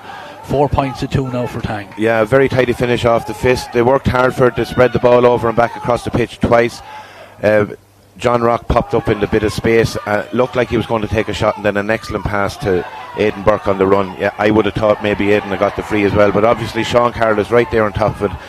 They could be trying to buy that free, and Sean's not falling for it today. Moate go short with the kick out and have the possession here. They've now eventually crossed the Tang 65 metre line. Gavin Murray is over there on the far side of the field, and Gavin is shoved to the ground there, and the free just inside the Tang 45 metre line. Linesman signals where it's to be taken, and they go from inside the 45 to back outside the 45 and back outside the 65, and Paul Gorman with the ball trying to feed it inside to Robbie Ford. Robbie is out in front of his man. Thought for a second to take the shot, but holds the possession, goes central with it, and the ball is given inside there, and this shot comes in from Owen Dalton, the number 9 there, but certainly Owen under a little bit of pressure there with that kick, and that's the end of the first quarter, and certainly the Tangmen will be happy with how that has played out there, Shane. 4 points to 2 ahead after a slow start. Yeah, the last 5 or 6 minutes Tang have definitely been in the ascendancy. They're getting their matchups right, they're getting their pressure on Moate in the right place. I noticed when Robbie Ford came out in that ball, immediately 3 men from Tang went to him. They're happy to let somebody else shoot from distance, Ray. They're not going to let Robbie Ford have that shot one-on-one. Yeah, that was Owen Dalton with that the finish that time that was off target, but certainly Moate need to get the ball up the field, and certainly I'm sure that the manager will be telling them that get that ball in quicker to the inside line. Yeah, and I see they're kicking the ball long into a contest as well from their kickouts, and they haven't picked up the last 3 breaks. He's going to focus on that. You have to work harder in that middle of the field to get that ball. Tang have turned them over 2 or 3 times from their own kickouts. Tang will be very happy, disappointed they missed that great goal chance. Yeah, I hope it doesn't come back and bite them later on perhaps. But yeah, a very, very good start to this game. It started off slow enough, but the last 6 or 7 minutes have been much higher intensity. Yeah, very intriguing so far. 4 points for Tang, 2 for Moate. Kick out is going to be back down to that far end for Owen Coughlin. And certainly Moate mentors will be having words with their team to try and just up the ante a little bit. You know, you need to get more intensity, get the ball in an awful lot quicker than what they have been doing in that opening 15 minutes. But certainly Owen Coughlin with the ball on the 20-metre line. Bottle of water in there beside him as he has a look and see what options are on for him, and with the right foot he fires it out into the centre. Up they go. Rory Cunningham jumped up, grabbed it on the second attempt, holds the ball, eventually is fouled and he takes the free quickly, and Moate trying to up it a little bit here now as Gavin Murray comes forward. Fisted pass into John Corbry. Holding the possession of Moate. They come back here to Owen Dalton, and over on this side of the field Conor Sheridan is in space. Conor went left and goes back into his right, gets a call from teammate Paul Gorman. He's on the shoulder and Paul gives it on into Jonathan Rooney. Jonathan does well, holds the possession. Ball through the hands it goes here, but again very static as far as Moate are concerned, being forced away from the Tang goals. Tang backs will be happy with that. John Corbally is on the ball probably for the first or second time today, but he's on the Tang 65-metre line, gives it over there where Gavin Murray is in a little bit of pace, but Gavin pulled back there as he went forward with it, and this free is inside the 45-metre line, and an opportunity for Moate to need to get the score, Shane, because it's been a little bit of a struggle for the last couple of minutes. Yeah, it's been a struggle, and they showed a bit of patience there, but Mike Tumbley's after going a little bit crazy here on the sideline with that soft free from Kieran Duncan. You know, there was no need to foul out there. They were going around in circles, they were going over and back the pitch. Tang were well set up. Owen Ronaldson is kicking this with the left foot, got 1 point. The umpire is looking up at it, but unfortunately for Owen, just didn't get it inside the uprights there, and Mike Tumbley will probably be a little bit happier now because he got away. His back's got away with that. But Owen Coughlin is back on the 20-metre line again. 2 steps back and sees that John Rock is running into a lot of space over there, and he finds him with it. John just inside his own 65, turns back, gives it back as far as Ian Coughlin. Ian, fisted ball in as far as Colin McKieran Tumbley coming forward, right footed kick inside where Shane Coughlin comes out in front of his man, and Shane threads a little ball in through to his opposite corner forward as Martin Rock. But again, as Martin tried to get the shot away, dive and blocked there by the Moteman, but the referee signalled that it wasn't a fair tackle. You know, it's certainly debatable there, Shane. He was throwing his body at it, he got the block, and it obviously coming from behind, and referee deemed that it wasn't legal, and an opportunity for Edinburgh here now from this free. Just outside the 20-metre line as he loops around to kick it with the right foot, hits it in, but again it's over the bar. I thought for a second that one had been pulled to the left of the post and wide, but the umpire there very casually as he came out to the reach for the white flag. And 5 points now for Tang, 2 for Moate. 21 minutes 45 seconds gone in this opening half. Richie Price, he has been the business of the 2 keepers. Again, players breaking left and right, decides to come down this side of the field. Ball broken down, a great leap there by John Tumblety, but it's the Moate men that are on the break. A great tackling there. The referee said that was a foul there, foul committed by Dara Burke there, and the free, and it's going to be taken by Jonathan Rooney. Again, not many options in front of him as he's been told to move back and take it from the correct position, and then looking for somebody to make the run from it. He drives it in, lovely ball in front of John Corbally. John takes on his man. That's Kieran Duncan. Kieran does very well, just got a hand in as John Corbally didn't hold it. The ball close enough there, and great dispossession there by the full back there, Kieran Duncan. And John Rock then comes forward with the ball, gives it on to Conor Marlow. Conor straight across the field he goes. Couple of players on the ball, and eventually John Rock dictating from the half-back position, gives the ball on out to Tommy Lennon. Tommy with the cornerback Ronald Hanley coming forward. Ronald, he's on the 20-metre line, backs himself, taps it over the bar. Lovely score from the number 2.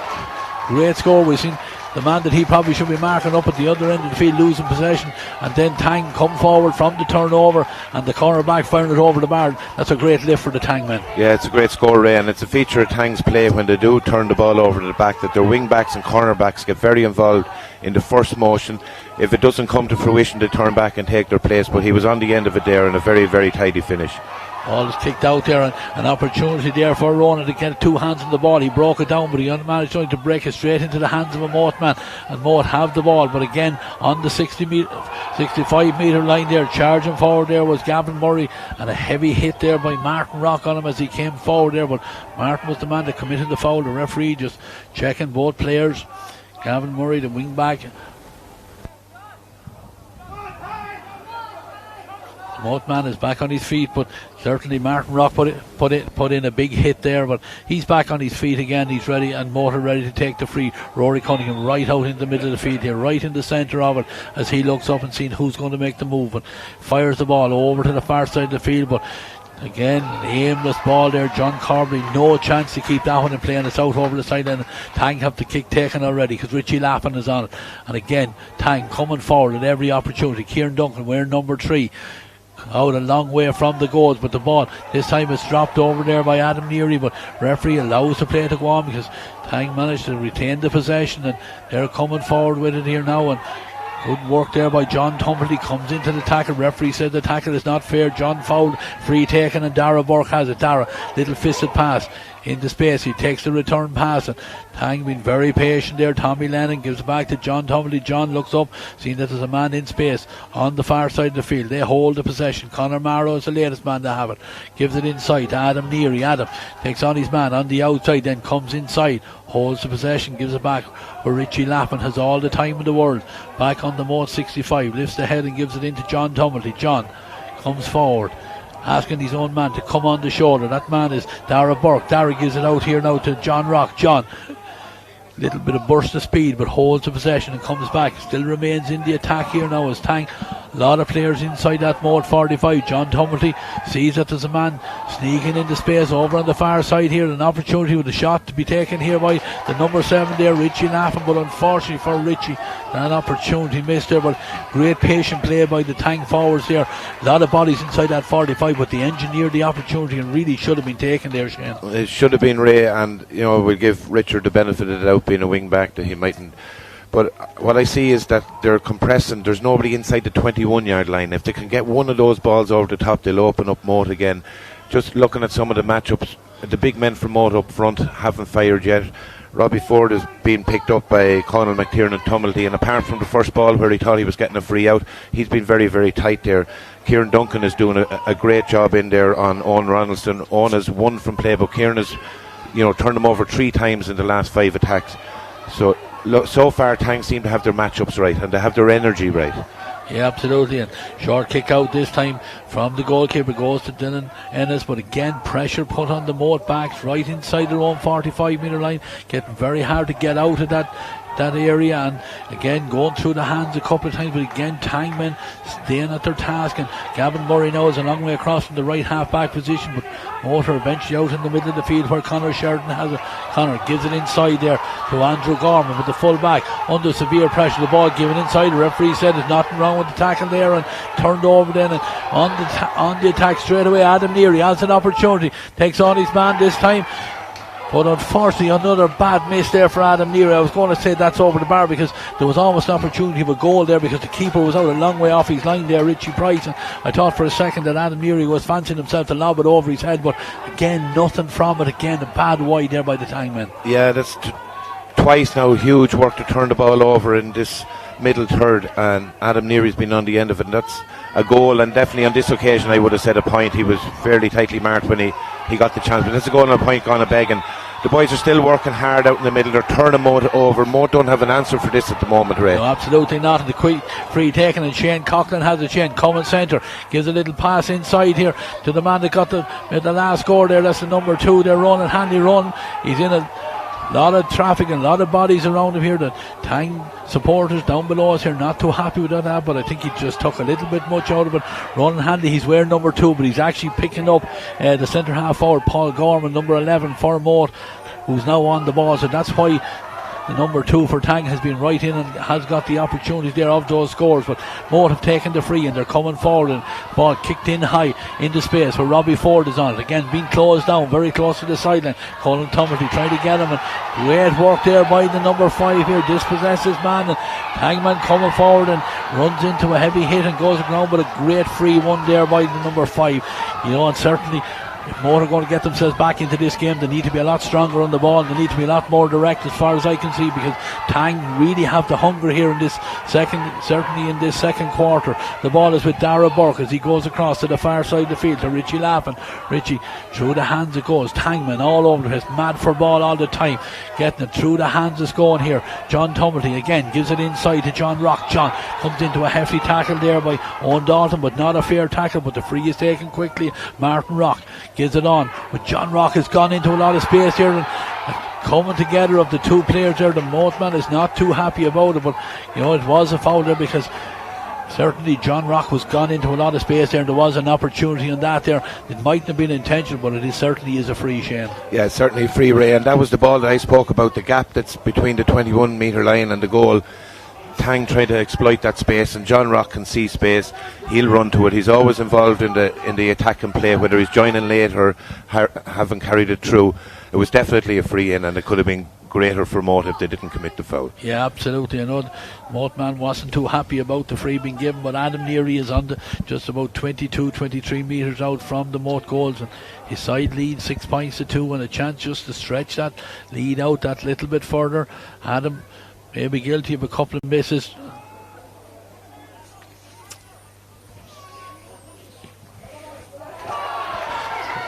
That ball is taken by Adam, and he fires it over the bar. It's his third point, all coming from frees. Lovely score there for the Tang men, and certainly pushing the lead out, Shane. 5 points is a nice lead in the game, the way it has developed. It is, Ray, and it's a fair reflection, actually. It's a fair reflection of Tang's dominance since the early stages, the first 7 or 8 minutes, finding out where they are, and they up the ante. Like I said, they've got their matchup right. We have to go back. Conal McKiernan Tumblety came out with the ball from Robbie Ford, the last major attack that Moate had, and that'll really lift his spirits as well. He knows he's on a very dangerous man, but he's winning his battle at the moment.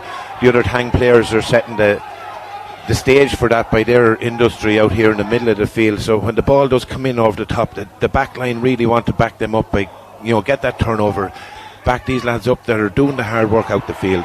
Yeah, Moate managed to get that short kick out going, and to have it going inside against Gavin Murray, the wing half back that came on it. But you could see certainly, Shane, even in that little bit of play as the ball was moved forward eventually, there was 3 and 4 Tangmen trying to get tackles in, trying to close down their opponents, and certainly they are hungry for this game. Yeah, work rate is probably the most important part of any player's attitude going into a game. You get 1 hour to play this game, Ray. It's a final, whether it's a first round, it's a final, a league match or challenge match. If you work hard, you'll get your rewards, and at the moment Tang are working much harder than Moate. Whether that's stage fright of the big day for the Moate guys, I don't know, but I'm sure that John Twaddle is looking forward to this half-time break and bring them in, because they're better players than this.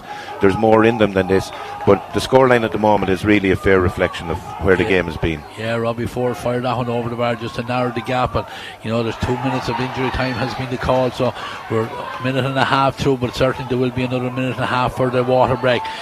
Kick out taken and grabbed here by Tangman. Ronald Hanley threads a little ball into Adam Neary. Adam goes to ground but holds the possession, gives a lovely ball back to Dara Burke. Dara from the 20 metre line backs himself with the left foot, it takes a shot, and that ball, a lot of the forwards thought that one had gone over the bar, but it actually touched off Richie Price's crossbar and kept in play, and Richie comes out and completes the clearance, and it's out to Ian Coughlin, and that's the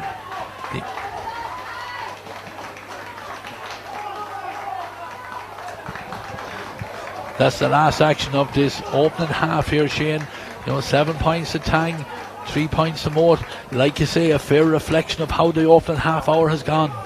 Yeah, and I think Mike Tumblety, the Tang manager, should get credit for this move of bringing Ronald Hanley and pushing him up on Paul Gorman. We know that Paul Gorman drops from number 11, plays kind of just behind the 45-yard line, and does a lot of the setup that Moate require in their transition. And Mike Tumbley's decided, I'm going to push a guy on you and give it a different job to do. And not only is he doing that job, Ronald Hanley has chipped in with a score. Yeah. Was on the end of another move, probably hesitated a little bit, but Tang tactically have got this right so far, and with their endeavour and their efforts, they're not going to leave this behind. As we said in the semi-final, they'll be asked questions. They've answered them now. Now they know the answer. They're not going to leave it behind them. Yeah, absolutely. Well, we're going to go through an ad break here, and then we're going to go down to the lads on the field for some more half-time analysis. But we're going to break for ads now, and we'll be back to you before the start of the second half here in commentary.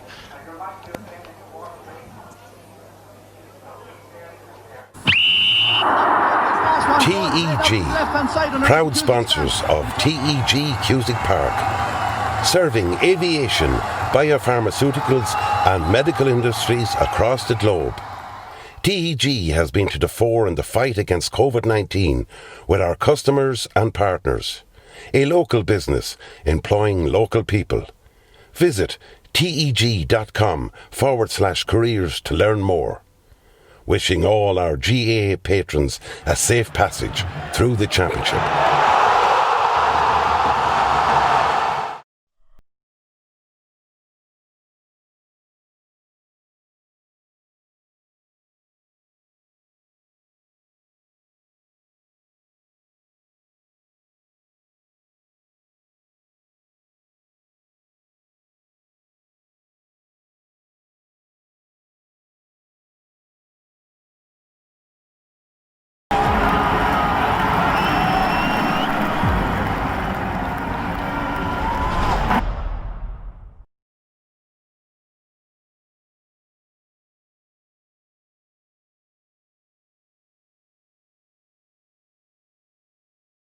There's a light,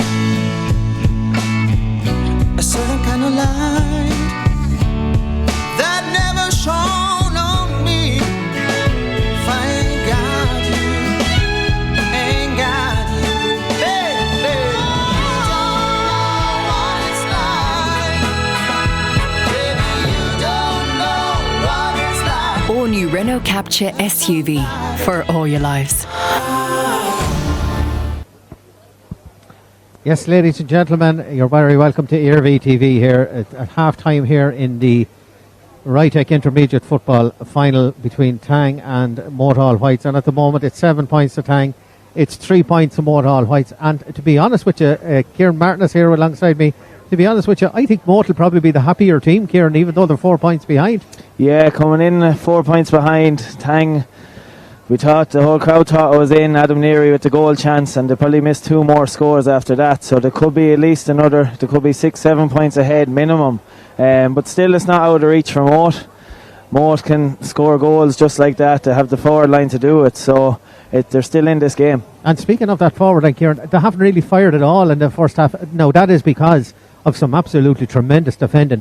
It's the Tang forwards are actually defending more than the Tang defenders nearly at the moment. Yeah, so the work that the Tang forwards are doing, it's given that extra 2 or 3 seconds for the Tang backline just to get that bit tighter to the man. Moate's game plan is to get the ball in quickly to them. The space is there, but in fairness, Tang aren't letting them do that. No, they're defending from the front, which is a very strange thing. And Moate are struggling, Kieran, and I have struggled in that half. I honestly think the Tang should be further ahead. I mean, the goal chance that Adam Neary had, he also had a poor miss then as well from a very good move that should have been knocked over the bar as well. Shane Coughlin almost got in for a goal as well. So it has a half that has been dominated by the men in maroon and white. You look at a lot of the chances that Tang have missed, it's from the work rate that they're doing out around the middle. They're getting that turnover and the space is in over the top and they're making them passes. The one thing with Moate, when they get the ball into the forward line, it looks like they're running out of options and they're not sure what to do. They're running very laterally, Kieran. We've noticed that up in the press box anyway, definitely. There's very little forward penetration. It seems to be going sideways on the whole time without any penetration of that Tang backline at all. Yeah, and then they're starting to panic. A lot of people think when the ball is going lateral over the 45, you have to get a shot straight away. If you hold it for 30-40 seconds, there's no harm in doing that and make sure for the right choice. But when the ball is coming out, they're only doing 1 phase, 2 phases maybe, and someone's taking a pot shot from 40 yards out, and you need to be getting it into the scoring area to guarantee the score. And that midfield battle has been won by Tang at the moment. John Tolley is after plucking a few. We mentioned him before the game. He's after plucking a few balls absolutely out of the clouds. For a big man, he gets up in the air and he's able to stay up there as well. So look, he has that in his game, and it's great to watch. And especially now with the mark, he has his time when he comes down at it. Years ago, when you did catch a ball like that, you'd have 3 or 4 around with you. So Tang are playing playing exactly the way they should be. Moate just need to tweak 1 or 2 things. They're not out of this game yet. Yeah, and we're just delighted at the moment. Tom Brown is here at the moment. He's joined by Tom Fard from Tang and Jerry Heaven from Moate. So we're going to transfer over to Tom there for a second. You're very welcome here. You're very welcome here for the quick analysis with Ger Heaven. Moate really haven't got going yet. What to do? Started reasonably well, but disappointing.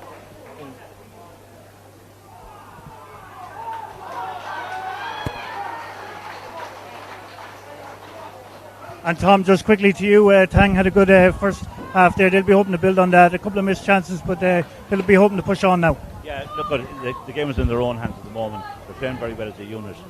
Probably Moate started off probably the best one. Tang got the grip of it, the midfield, back line. Seems to back it up the hatches. So hopefully they'll move on now. That's all from us. Back to you, Paul.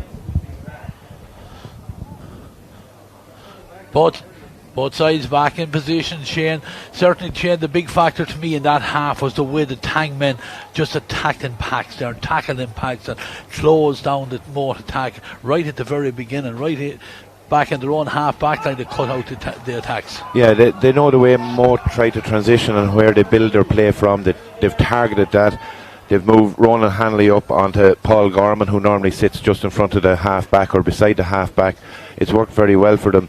You know, they have been the hungrier side. They've been more composed to a certain degree, but you could say they've left 1-5 behind them. You know, they've had super chances. They probably left definitely.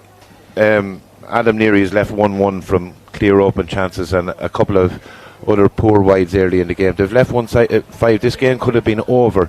That'll be the message to the Moate guys. You're still in it. You're only 4 points down with 30 minutes of football. You haven't proven yourself. You haven't shown yourself yet. You know, let off the shackles now and play football. It's a county final. You have nothing to lose. The nerves should be gone at this stage. Go and prove yourself and show what you're able. Yeah, and I think there's some that's been introduced on the Moate side over there on the far side there. Number 19, Paul Sheridan, has been introduced for John Cormley. We're just waiting on the referee, Sean Carroll to get back out and get in position here to get this second half underway. But certainly, if the Tang men are fit enough to keep up that intensity, it's going to be very hard for the Moate men to get back into this game. Yeah, and I expect they will be fit enough. It's not hard to keep going when you're leading, Ray. If the question gets asked of them, they know they've the answer. They did it in the semi-final. They've said that before. They played an extra half hour of championship football this year. That's going to stand to them. They've had a 2-week break. It wouldn't have been heavy training all year, and the game is back on now. Sean Carroll throws it up, the ball in the middle of the field there, but there was a pull back there on John Tumblety there, round the head there. The foul committed, and John Rock has come forward and he's free, taken over in the space over on the far side of the field where Adam Neary is out in front of his man again. Couple of Moate men coming close to him, again comes forward, draws the foul there, and the foul and an opportunity for Adam, who's going to take this free, I'm quite sure, to suit the left footed kicker. 3 frees he got in the open half, and it looks like he's still ready to take this one as well. Adam with the left foot, as you said, Shane, earlier on, probably could have had a goal and a point more to his name, but he certainly hasn't shirked his responsibility. He's shown on front every time and leading that line very well inside. He is, Ray. He's been a good target man in there for them. He's coming out, he's winning, like I said, from play. He missed a couple of chances. He's been very reliable on the free. He's stepping up to this one now. It should suit him, as you said, on his left foot.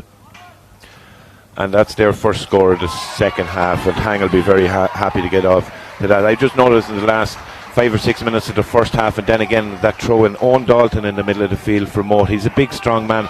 He's trying to impose himself physically, but he's not doing it with any discipline, and he's after giving away the initial free that led to that ball in.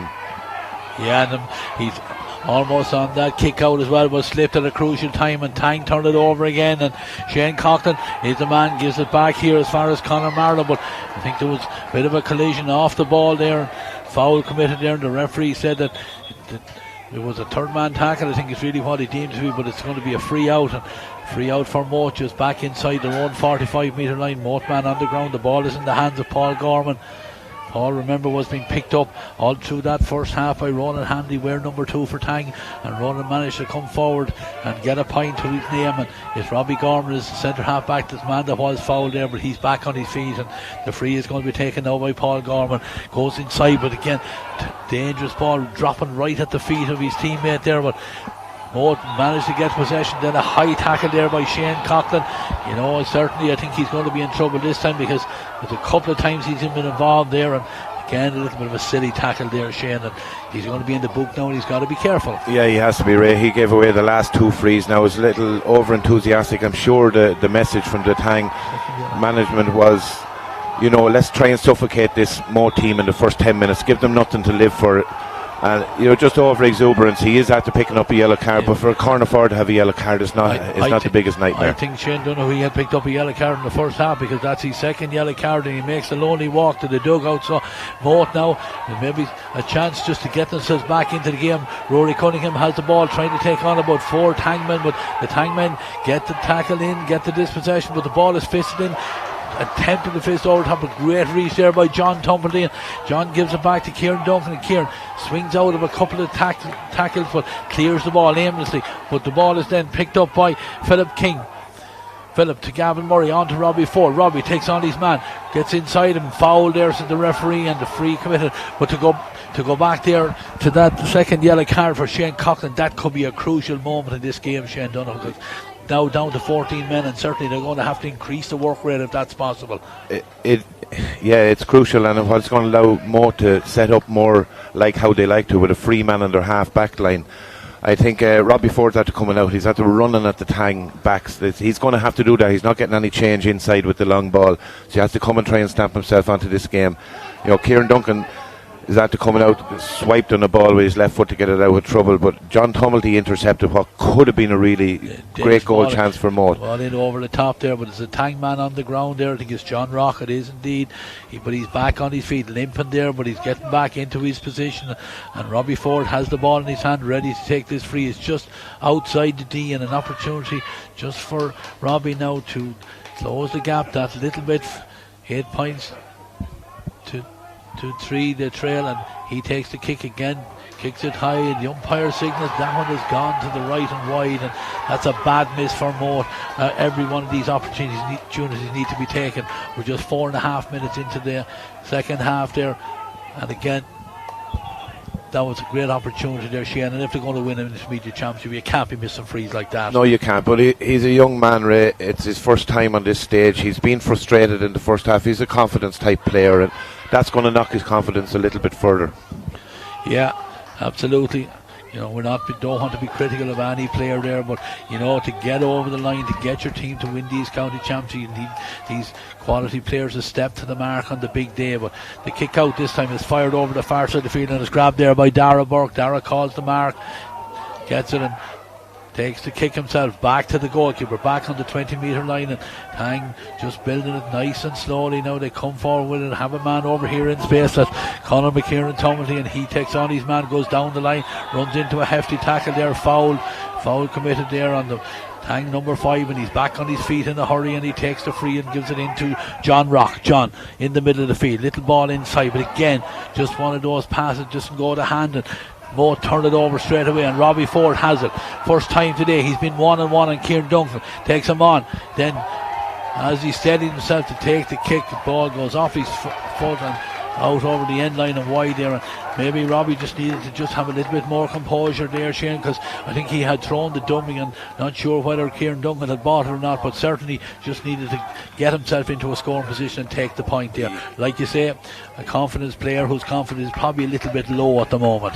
He probably snatched at it a bit, Ray. He had done the hard work. He got Kieran Duncan off balance, got him to cross his feet, and that was the time to drive at him then, because he would have gone by him. He'd have been 1-on-1 with the goalkeeper. There was an interesting thing on the last kick out when Dara Burke fielded the mark. He actually returned the pass to his goalkeeper, and I know there's a new rule in about returning the ball to your goalkeeper, whether the mark is a loophole in that or not, but it could have been a free in on the 21-metre line for Moate if that had been picked up on. Yeah, from this kick out this time now it's the Tang men that commit the foul, and John Tumblety is on the ground, and Tang Mentor's not too happy about it, but it is going to be a free for Moate.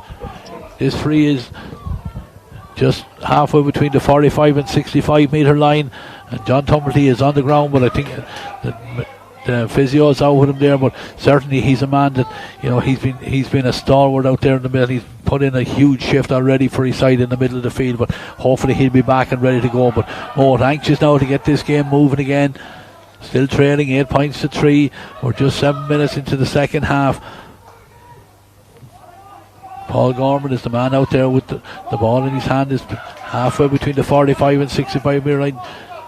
Tang man just very gingerly getting to his feet. It is the number 8, John Tumblety, but he's a big strong man, and certainly Tang will be hoping that he can continue on, but he looks like he's going back into position. And Paul Gorman ready to take this free now, looking for runners, and then goes backwards just to hold the possession.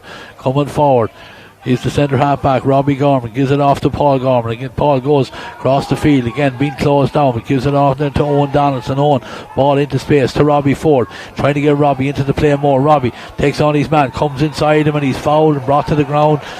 Couple of yards in from the end line there, drew the free there, and certainly this is one that, if he is a confidence player, this is certainly one, Shane, that he needs to put over the bar. Yeah, he needs to put it over. It's a little bit of a mismatch in their height-wise with Conal McKiernan and Tumblety on Ford. I was surprised that they didn't kick into the contest, but he made a very good run out from the top of the key, collected his ball, took his man on, and there was no choice but to take him down.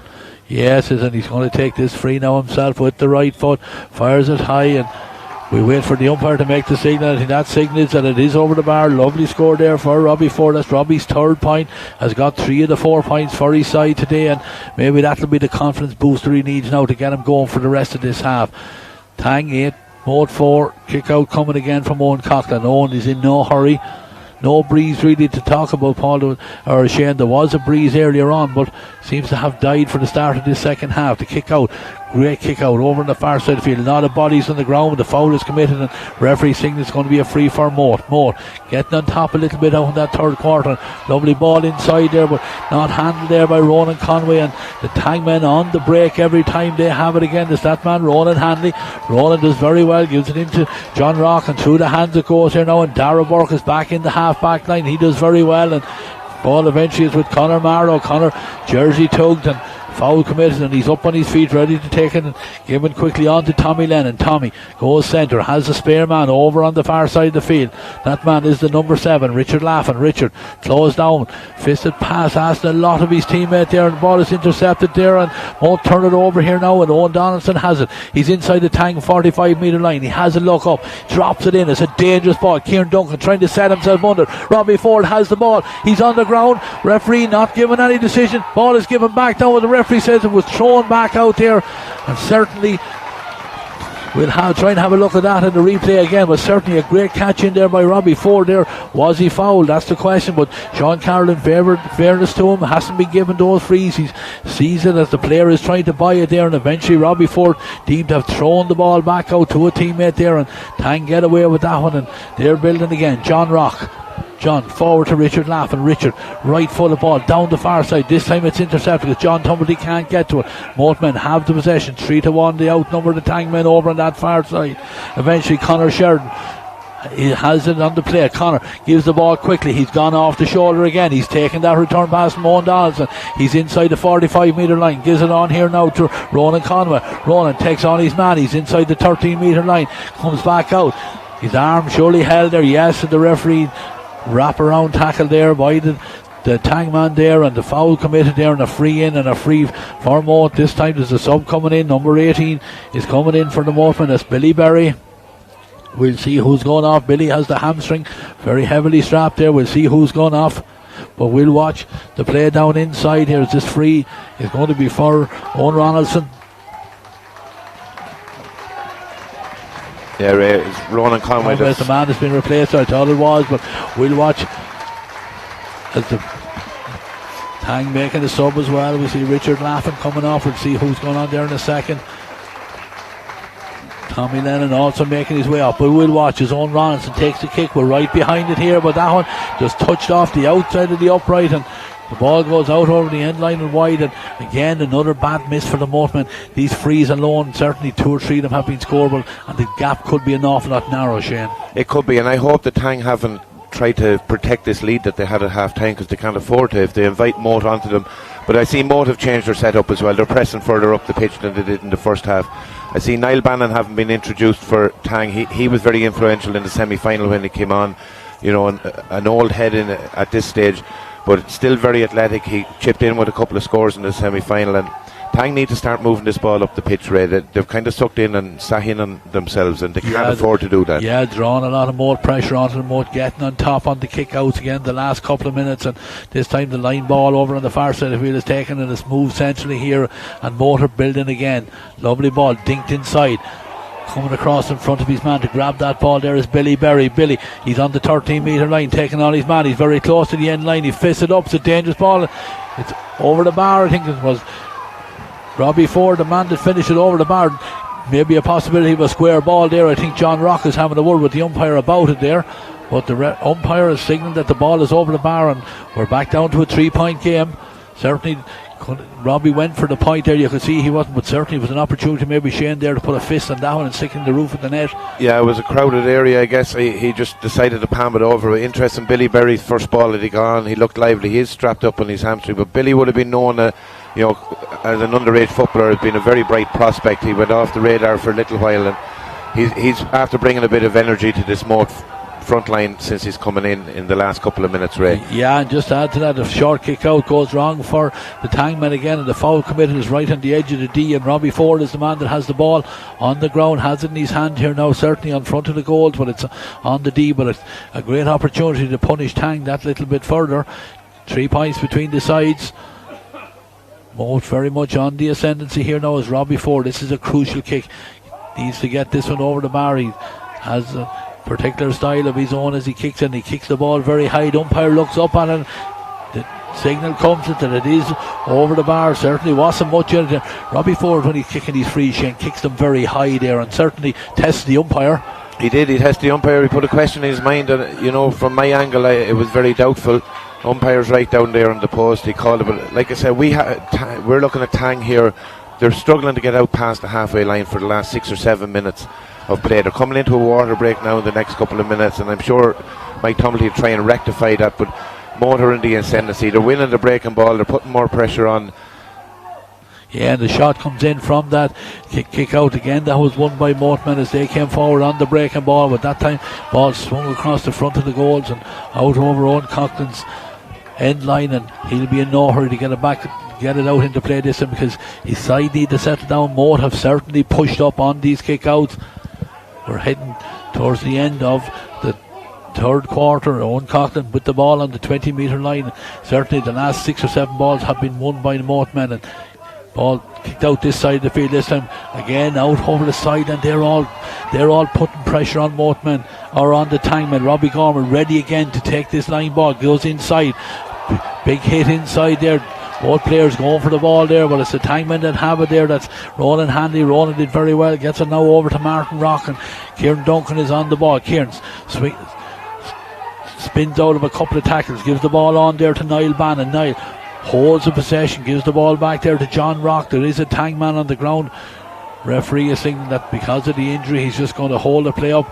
I don't know, is it the end of the third quarter as well, or are we just holding it for, I think it is. It's going to be the water break, certainly, and it's coming at a good time for Tang, Shane. It is, and it's coming in for a good time for Shane Coughlin. He's out there shifting a heavy tackle or collision there with Billy Berry. Very honest going for the ball. The two men going very honestly. A good collision. Billy came out the better of it. Mike Tumbley has to get his guys in here and just settle them down. The sending off hasn't helped them. John Tumbley picking up a knock. We saw John Tumbley going to the skies for a ball just before the half time, and that's what they need from him now. They need somebody in the middle of the field to go grab it, take the ball out of Sky, take the pressure off them, but they're under pressure with their kick-outs. Credit to Moate. They've changed their setup. They've recognised what they came out to do at the beginning didn't work. They've counteracted that with playing further up the field. There's chipping a few onto the scoreboard. It's still a 2-point game. The last 15 minutes is going to be interesting now. Can Tang just get a little bit of ascendancy and push on? They're going to need 3 more scores. Yeah, absolutely. But certainly the last, since the sending off, really, I suppose, like you had alluded to, Shane, it allows them then to pull Paul Gorman back into that, loose man role there, and he pulled a lot of strings from that position for them. And Tang now are under pressure, certainly, but, they know it's all to play for as we enter into this last quarter. play will resume, but I think the ball was in the possession of the Tangman, and I see it's Colin McKieran Tumbley that himself and John Rock there having a little chat out there in the centre. John has the ball now in his hand. He's going to start to play with this possession free right just back inside his own 45 metre line. Again, nobody making runs for him at the moment. Looks around him, he's going to have to go short, but again it's almost a 50-50 ball there, but it's grabbed well by Dara Burke. Dara through the hands it goes, and Tangman have it again. It's very static now inside and under pressure all the time there, but Martin Rock did very well to get that ball on to Kieran Duncan, and Kieran steps out with it and back eventually with Aidan Burke, and Aidan was fouled and the referee had his arm in the air and calls the play back, and certainly Tang won't mind just get a little bit of possession as far as they're concerned there, as Jason Coughlin wearing the number 18 playing around the middle of the field there, and this ball is driven long by Martin Rock. It's a dangerous ball, it's broken down inside. Adam Neary trying to get on the ball, flicks it to himself, has a little bit of support, gives the ball inside here, and a chance of a score there, maybe to get the shot away, but again closed down, and Tang being forced away from the Moate goals. Eventually Jason Coughlin feeds it over to the far side there where Conor McKieran Tumblety comes forward. Again, good work by the Moate men, close him down. The ball is out over the sideline. Opportunity for Tang to keep the ball up this end of the field for a couple of minutes at least, Shane. Yeah, and I see that John Tumbley has gone in the edge of the square. We saw this move in the semi-final as well. He's very natural in there in the full forward line, but the Moate midfielder has followed him in to mark him inside. We mentioned Aidan Burke a moment ago. He's been very quiet today, Ray. Aidan Burke was huge in the semi-final. That was the last ball he's got his hand on. First time we've mentioned him in the second half nearly.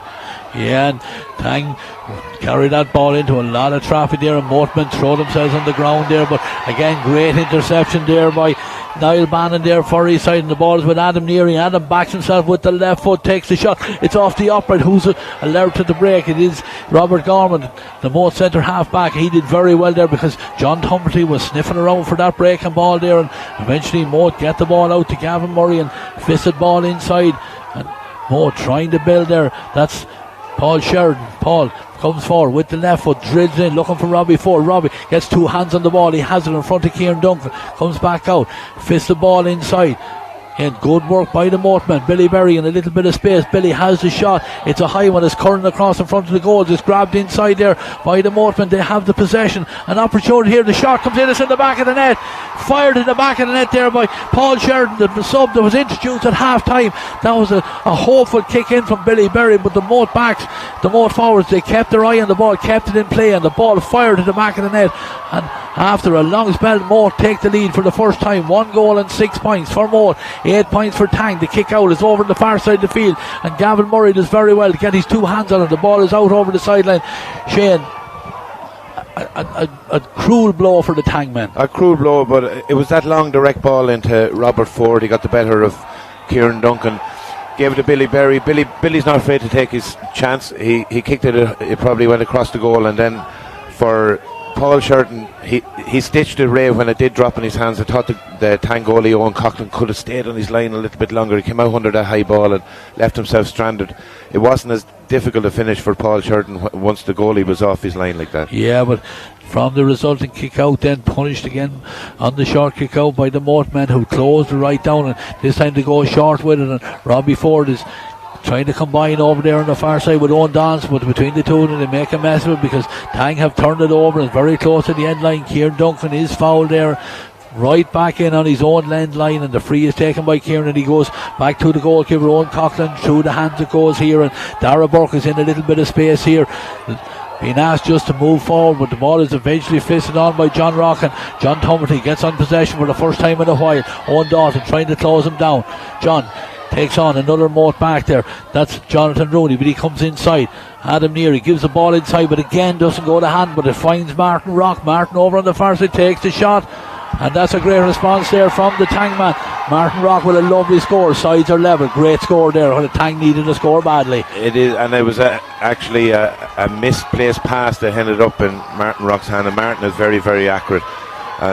Well taken score. Game is level now. Have we 8.5 minutes in normal time left on the clock? A couple of minutes injury time. Will the extra man play in favour of Moate? Is John Tumblety moving as freely as he needs to be out there? These are the things that we're going to see the answers to over the next couple of minutes, Ray. Yeah, Moate going short with the kick out again, and eventually Dylan Ennis has it, and Dylan holds the possession, sees it as the play came to the right. There was space over on the far side there, and that's Owen Ronaldson. Owen, he's wearing number 15, he's back in his own half back line, but Moate have the possession. They go across the field. Dylan Ennis again under pressure, has the support over there, and Owen Ronaldson is on it again as he comes forward, has support there, gives it on to the goal scorer Paul Sheridan. Paul looks up, trying to hit Robbie Ford with it. Robbie is out in front of Kieran Duncan, gives a lovely little ball inside and takes the return pass and takes the shot, and that shot is fired in, and that shot is over the bar. Lovely score there by Robbie Ford.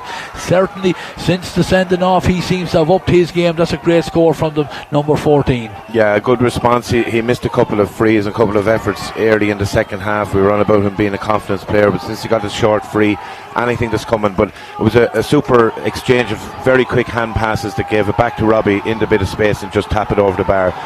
Tang bring the ball out short from the kick out, but Moate men turned them over back in their own half back line, and through the hands it goes, and Paul Sheridan has it. Rory Cunningham on the ball again, little short pass out to the far side where Gavin Murray runs into a hefty tackle but holds the possession, gives it on to Owen Ronaldson. Owen through the hands it goes, and Owen is on the move again, coming forward on the left foot, backs themselves with the shot, takes the shot. The two umpires look at it and they're signaling that's over the bar.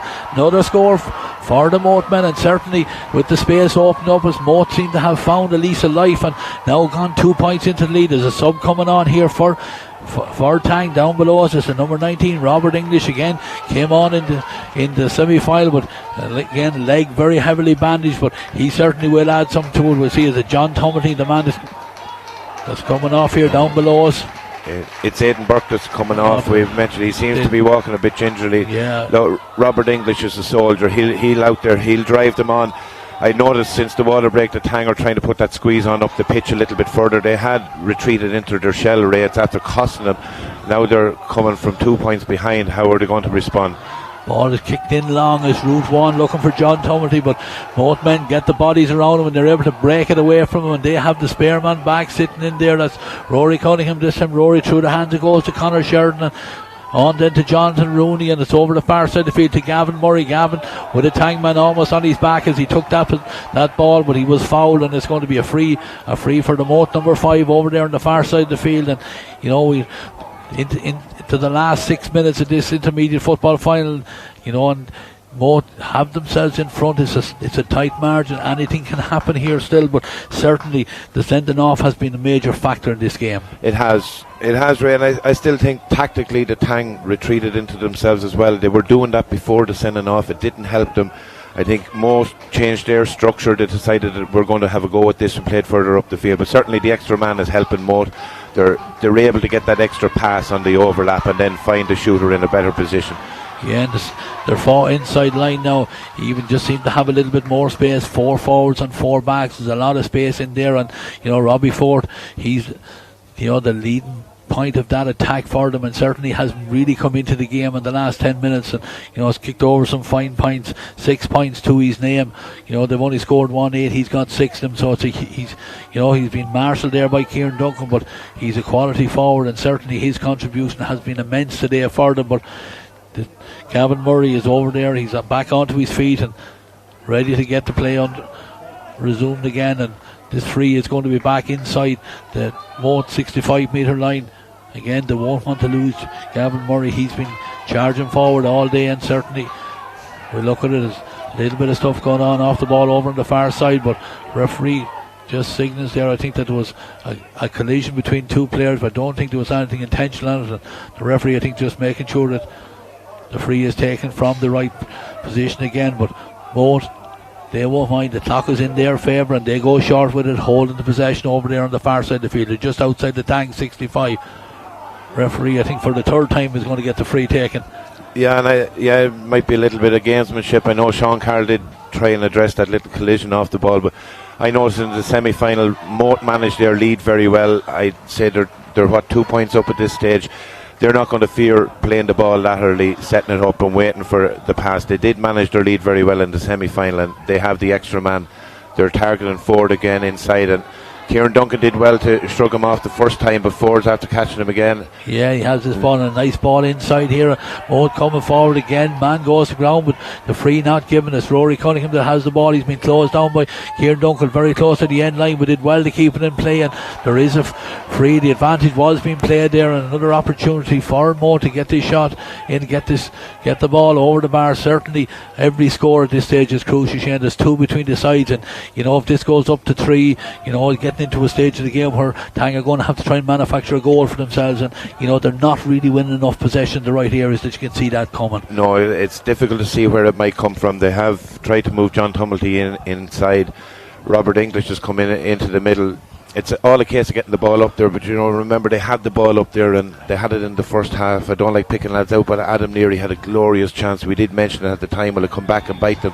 I think what it did was kept Moate in the game. They were only 4 points down. That wasn't enough return for the first half that Tang had. And as we've said, the sending off is going to affect it. But Moate were given a belief, and they were given a lifeline by those misses, and it looks like it's coming back to bite Tang a little bit now, Ray. Yeah, Dara Burke is making his way off here this side of the field as the Tang mentors down there trying everything they can to get this final score. The kick out is over the far side of it, broken down. This time Tang do well, they get on the break, and Colin McKiernan Tumblety, he has it, he's carrying it forward. He's been fouled. Referee says free taken quickly, right footed, driven down again, well grabbed there by John Tumblety, but the referee I think has said that the free wasn't taken from the correct area, and certainly even if John held on to that possession, this time the ball is back with Tang and the free is taken, and Conor McKiernan is on it again, coming forward, gives it off to Martin Rock. Martin goes into a lot of traffic there. He's on the ground, he is being fouled, and maybe Tang will get to manufacture this goal, because the clock says we're 28.5 minutes gone in the second half. We'll wait for the signal from the fourth official, because the linesman looks like he's making his way in to tell him what time we're going to add on. Certainly there will be a couple of minutes of injury time. There certainly has been, and we have had the water break, so there could be as much as 5 or 6 minutes still to go. Shane, what do you do here? Do you take the score?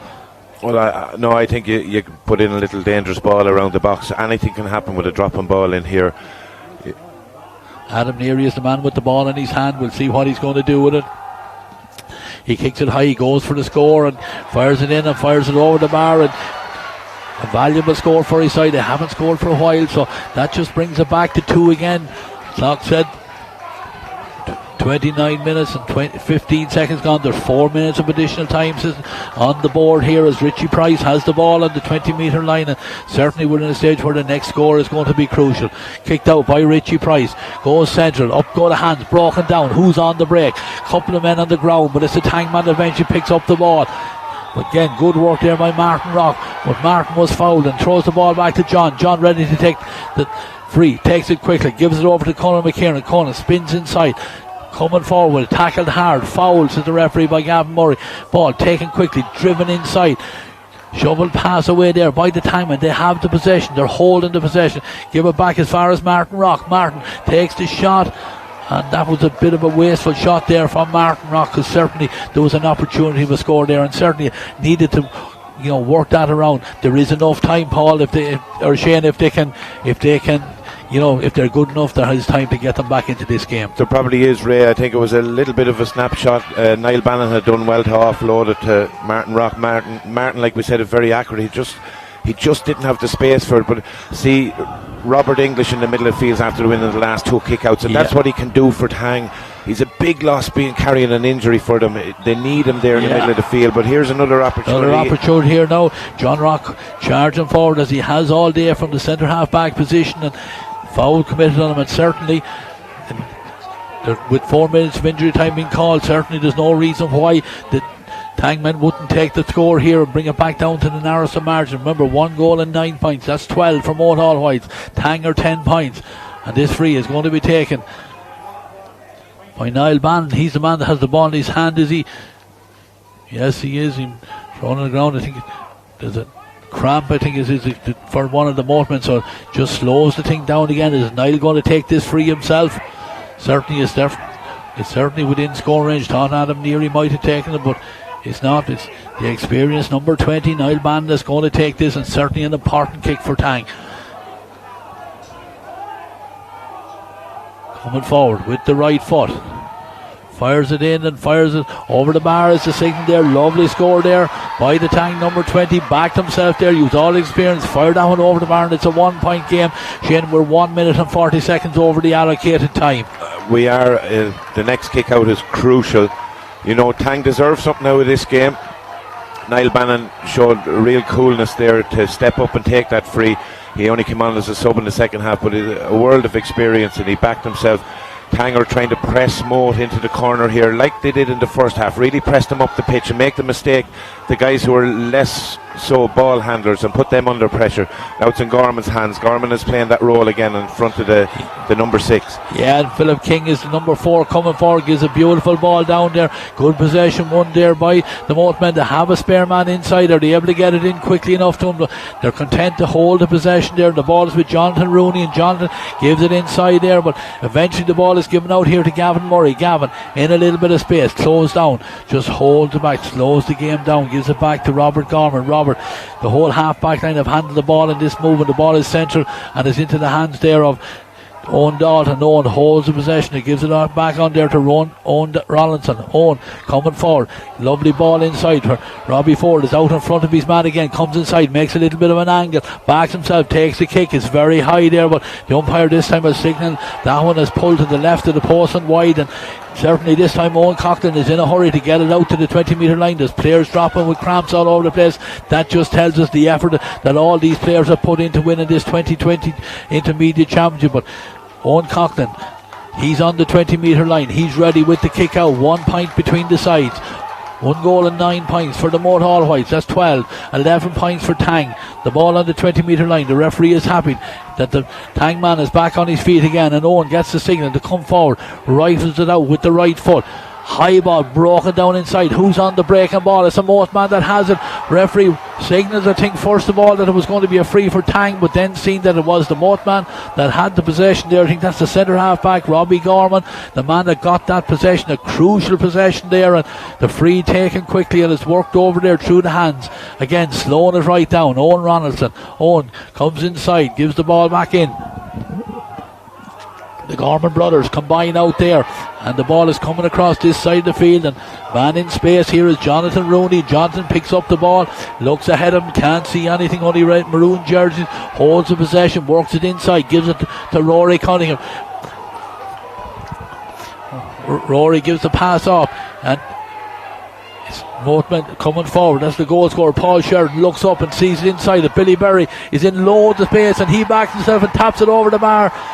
Shane Donoghue, is that going to be the winning point? I think that's the insurance point, Ray. I suppose the lack of a body out there for Tang when they're trying to work hard and they're pinning over. Moate are finding the overlap, and they got that score and just after taking down a mark here on the last kick out. Great catch there by Paul Gorman, and pulled to the ground there by John Rock. Arm around the neck there. A little bit of frustration for John, because John has put in a huge effort for his side at centre half back, but at this stage Paul Gorman with the ball in his hand, just looking around, seeing is there anyone to go short to, and he eventually sees that the cornerback Philip King, he offers himself and takes the return pass again, and the referee signals that is the last action of this 2020 Intermediate Football Championship, and it's victory for the men from Moate All Whites on a final scoreline of 1 goal and 10 points. That's 13 points to Tang's 11 points.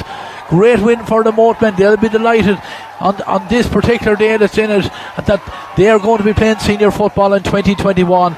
But Shane Donoghue, great effort from Tangmen, but just came up a little bit short at the end. Yeah, it just came up short collectively. I guess you don't want to pick people out, you don't want to, but the sending off had an influence on the game. The change of the setup of both teams. Credit to Moate.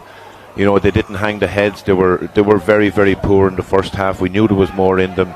You know, John Twaddle obviously had a chance to speak with them at half time. It's their day. Congratulations to Moate.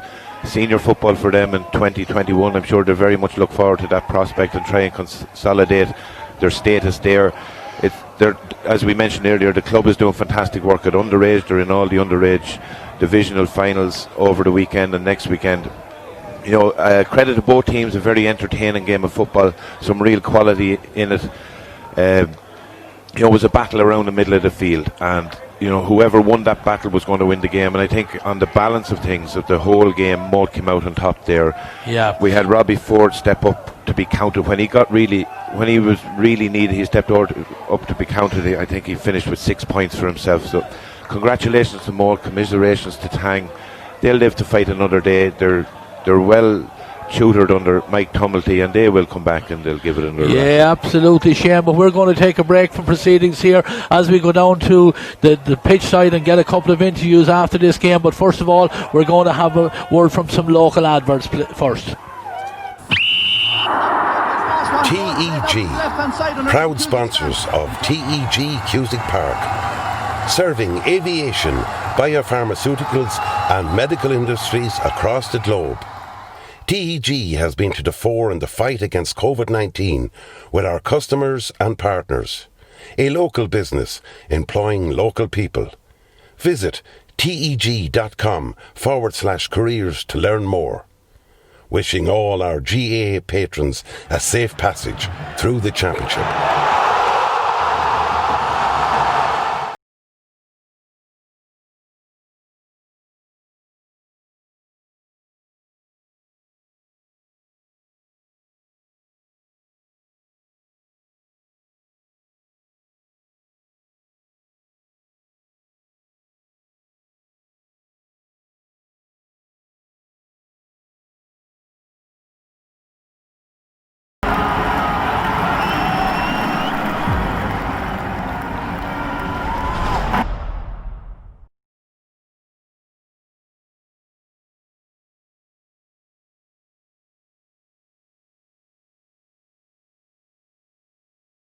There's a light, a certain kind of light that never shone on me. If I ain't got you, ain't got you, baby. You don't know what it's like, baby. You don't know what it's like. All new Renault Capture SUV for all your lives. There it is, and there you have it, folks. The intermediate champions, the Rytech intermediate champions for 2020 are Moate Illabon. Moate All Whites, a second half comeback of all comebacks to beat Tang by 110 to 11 points. And Kieran Martin, I suppose at the end, Moate were going that little bit better. Yeah, probably the sending off allowed Moate to come back into the game.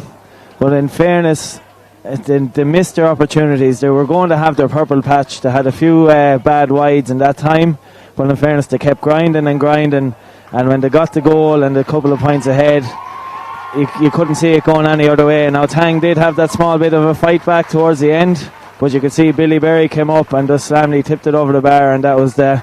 Yeah, and those highlights of the second half, we're just looking at them there on screen, Kieran, and it was mostly Moate All Whites. I mean, 3 points in the first half to score 1-7 in the second half. I mean, that was the telling factor. And of course, the goal that they got was an excellent goal. Let's be honest about this. An opportunist goal. Probably missed a better chance maybe previous to that. But the second chance, there was no missing it either. It just shows you, I think Tang, Adam Neary took a shot and it came off the post and landed in front of the goal. Nobody there, yeah. Moate came down and got a goal from that. And that's the way it goes. It's just a bounce of the ball. It can go any way. But in fairness, Billy Berry took the shot. It dropped in the box. And was he going for a point himself, Kieran? I think he probably was. I think he was. But in fairness, I think it was King, the corner back there, caught it, slipped it off, and back of the net. And look, in order for Moate to get back into the game, they needed a goal. They probably did need a goal. As we've alluded to, the sending off didn't help the Tang cause either. But they fought valiantly, even with 14 men at that stage, Kieran. And it was still in the melting pot right up towards the end there. Yeah, they were the best team by out far in the first half. I just didn't take the chances at the time, and it came back to bite them in the end. And those chances that Tang missed in the first half, Moate didn't. Moate got them in the second half. And we're going to welcome our captain for Moate now is just going up to collect the Peter Geraghty trophy here in front of us here in the stand. I see Billy Foley there, the county chairman, and Rory Cunningham, I think, is the captain for Moate here in TEG Cusick Park. We'll pass it over. Thank all the people who look after Cusick Park for having it in such magnificent condition as per usual. Also, great thanks to Sean Carr and his team of officials for doing a very, very good job. Well done, Sean.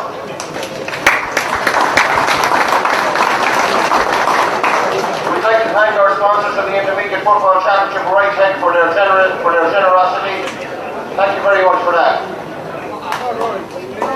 contribution today was absolutely magnificent. I know you just came up a little bit short, but you can be proud of yourselves for a wonderful, wonderful display. Hard luck, lads.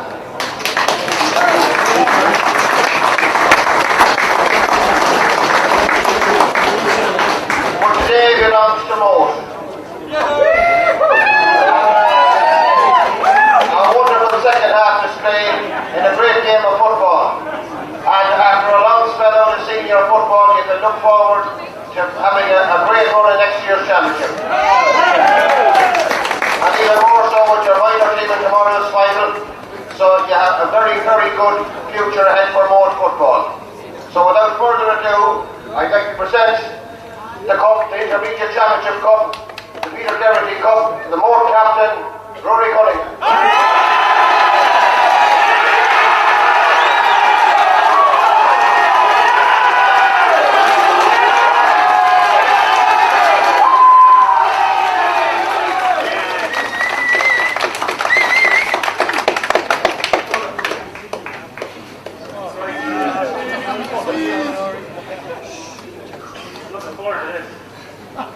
Right, first and foremost, I want to extend commiserations to Tang. Every single time we play each other, it's so tight. And more often than not, over the last couple of years, he's come out on top.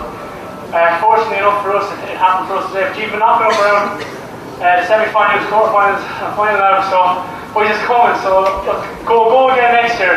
Go and keep the heads down, go again. And I'm sure, hopefully, in a couple of years' time, we'll see it at the senior grade.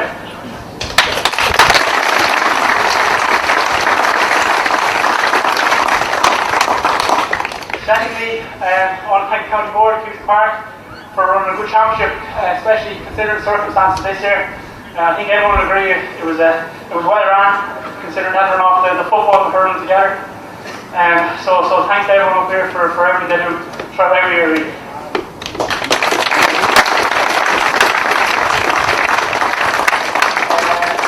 I want to thank the officials, not just today's officials, but officials throughout the year. Look, these games don't go ahead without them lads. It's not an easy job out there. And sometimes their importance goes unrecognised. So I think it's important to show a bit of appreciation for the officials and the work they do for our game, because we won't get the opportunity to be here otherwise.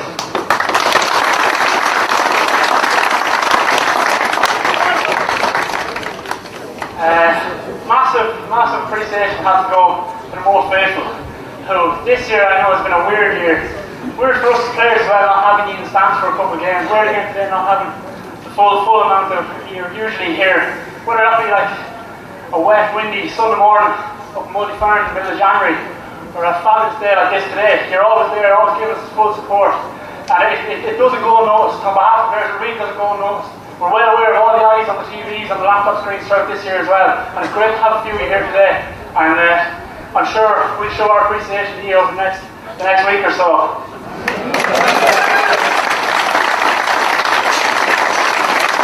Just in terms of support, I want to give a special mention to a certain cohort who have been through the real highs and the real lows of Moate football.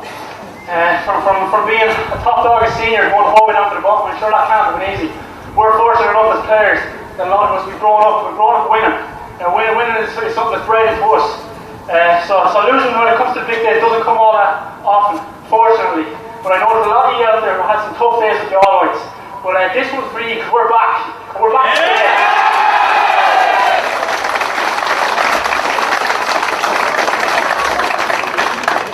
I want to thank everyone who sponsored us and made any sort of contribution over the last week or over the last number of years. With a special mention to Centra in Moate, Supermax, and Darren Carroll there as well with Deltastic. Your support is very, very important to us, for everything we need. Like the gear there, class gear we're after getting this year. I think it would be very silly to go on and mention sponsors and not mention Don and Lisa, who have been incredibly good in Moate for the last number of years.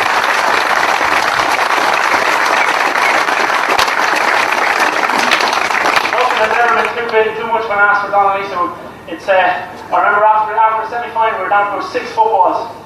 I think by the next day we had 20 back again, and that's down to guys just whatever we want we got. I think that was massively important this year, especially.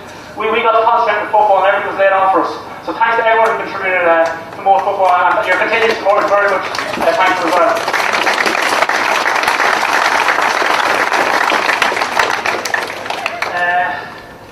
As well, I want to thank everyone behind the scenes. I'm not going to go mention names because I'll just leave someone out, but you know who you are, from the people who run the lotto, everyone underage, we're underage structures, which is fantastic, and the executive as well. For everyone behind the scenes, it's so important to the high standard in which this club is ran. And it's shown in the last couple of years, we've won minors, under 21s, under 70s again in Division 1, and here today. You know, it's been a progression, it hasn't happened overnight, and it goes down to all those people behind the scenes, not just us players on the field, it's everyone, it's a club, and we're all in this together. So thank you to everyone who has any sort of hand in this win today. It's very much appreciated, and I hopefully get to thank you personally over next week.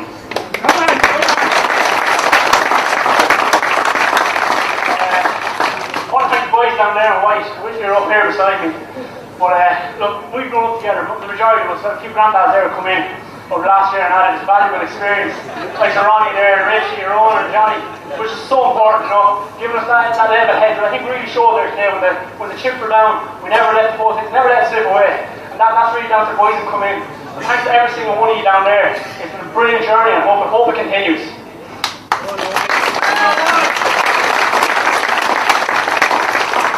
I want to thank management.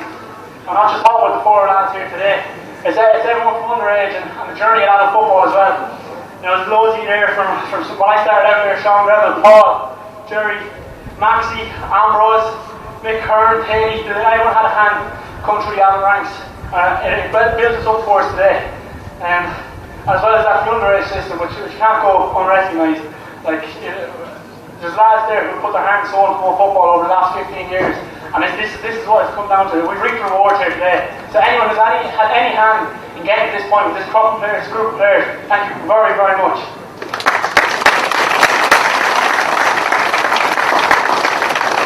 Management here today, the four boys and Jimmy Redmond deserves a big mention. There's a lot of work behind the scenes that we don't let go unrecognised as players. And I heard you had a great hand picking the team there last Sunday morning, so fair play to Jimmy on that one. I think you did a good job. But Niggy, Niall and Dave, look, the work you boys have put in has been unbelievable. I don't think my other lads have done a day's work in the last 6 months. Spending every week and minute. John Potter has been doing his homework there, watching videos after videos after videos. But look, it improved work today. Yeah, I don't think there's really anything I can say that'll do you boys justice. But it's really appreciated. So on behalf of the players, thanks to three lads very, very much. You've done a great job.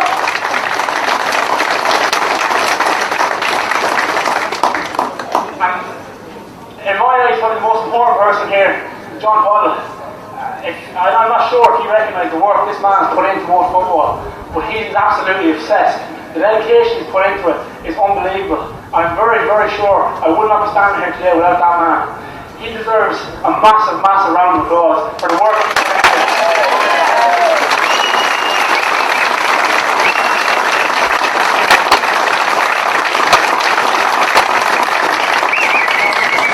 Thanks very much, John. If you get a chance, make sure you pat that man on the back and shake his hand. Well, maybe don't shake his hand, not to do that. Tell him what it means, because this means a lot to us, and he's massively important. I've worked with a lot of good setups, and hand on heart say he's the best I've worked with. He's top notch, and I'm sure if you want that, you can go wherever he wants in the game. Hopefully he'll stick with us for another while anyways. Just want to finish up, wishing the best of luck to the under 17s anyways tomorrow. Fantastic work there, boys. Go on now, make it 2 from 2 this weekend. You're well capable, and I really look forward to playing with you next year and in the future as well. And then finally, I don't think you'd be right. It won't be right to leave here today without mentioning Seamus McLaughlin. Absolute stalwart of Moate football, Westmeath football, known length to the breadth of the county. I just want to extend my sincerest condolences to the McLaughlin family today, and hopefully what happened, the result here today, makes it a small bit easier, knowing that there's a man there looking down on us with a big smile on his face and a white jersey on his back.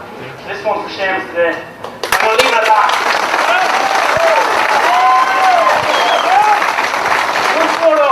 Up the white.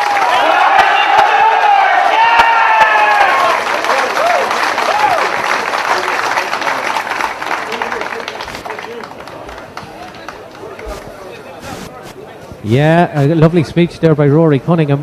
It just shows you what it means to it. Of course, we lost the great Seamus McLaughlin over the weekend. His funeral is delayed tomorrow because of an under-17 match tomorrow. It just shows you what the family thought of the GAA, and a fitting tribute to him today from the Moate boys, I suppose. Yeah, in fairness now, they've done a lot of work.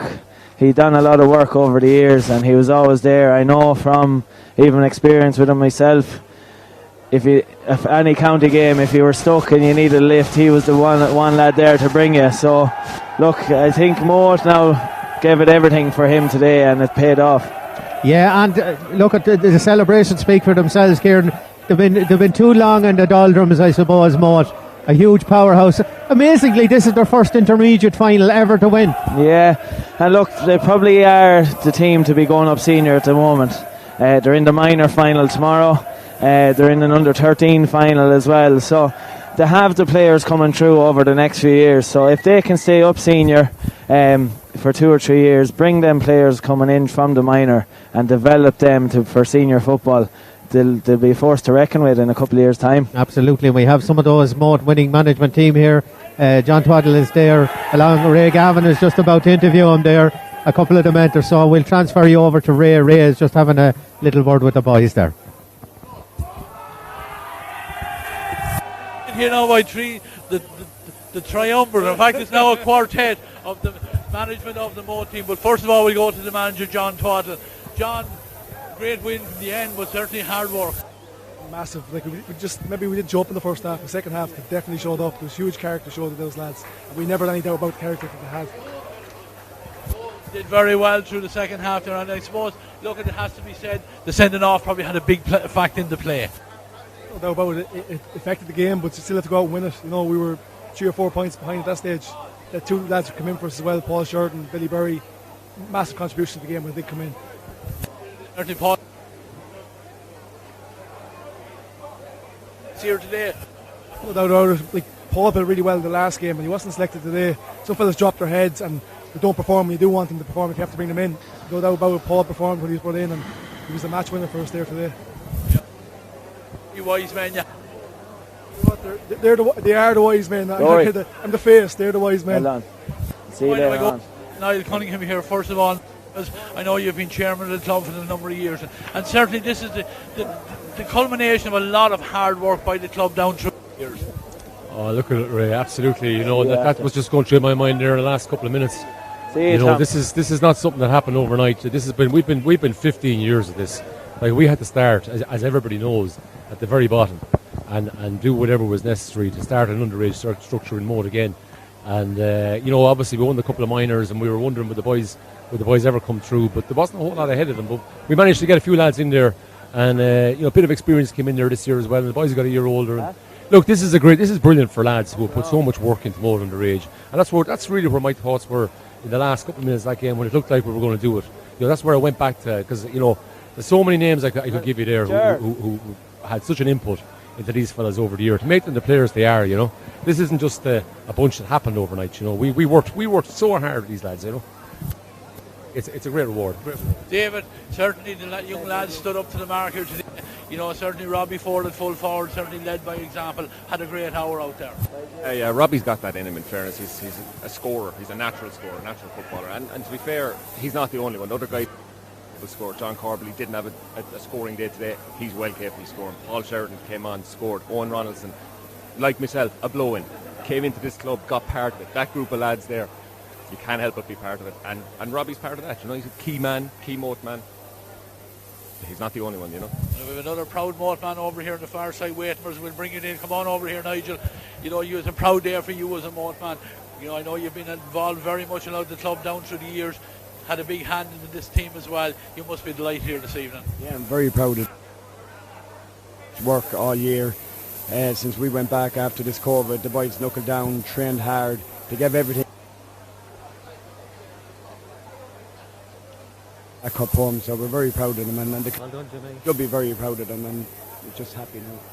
Yeah, look, it's probably a bittersweet moment for you, Niall, with the death there, you know, yesterday, Seamus and stuff like that. But you know, the club is going forward with another under 17 final to look forward to next year. So plenty of young talent coming through down there in Moate.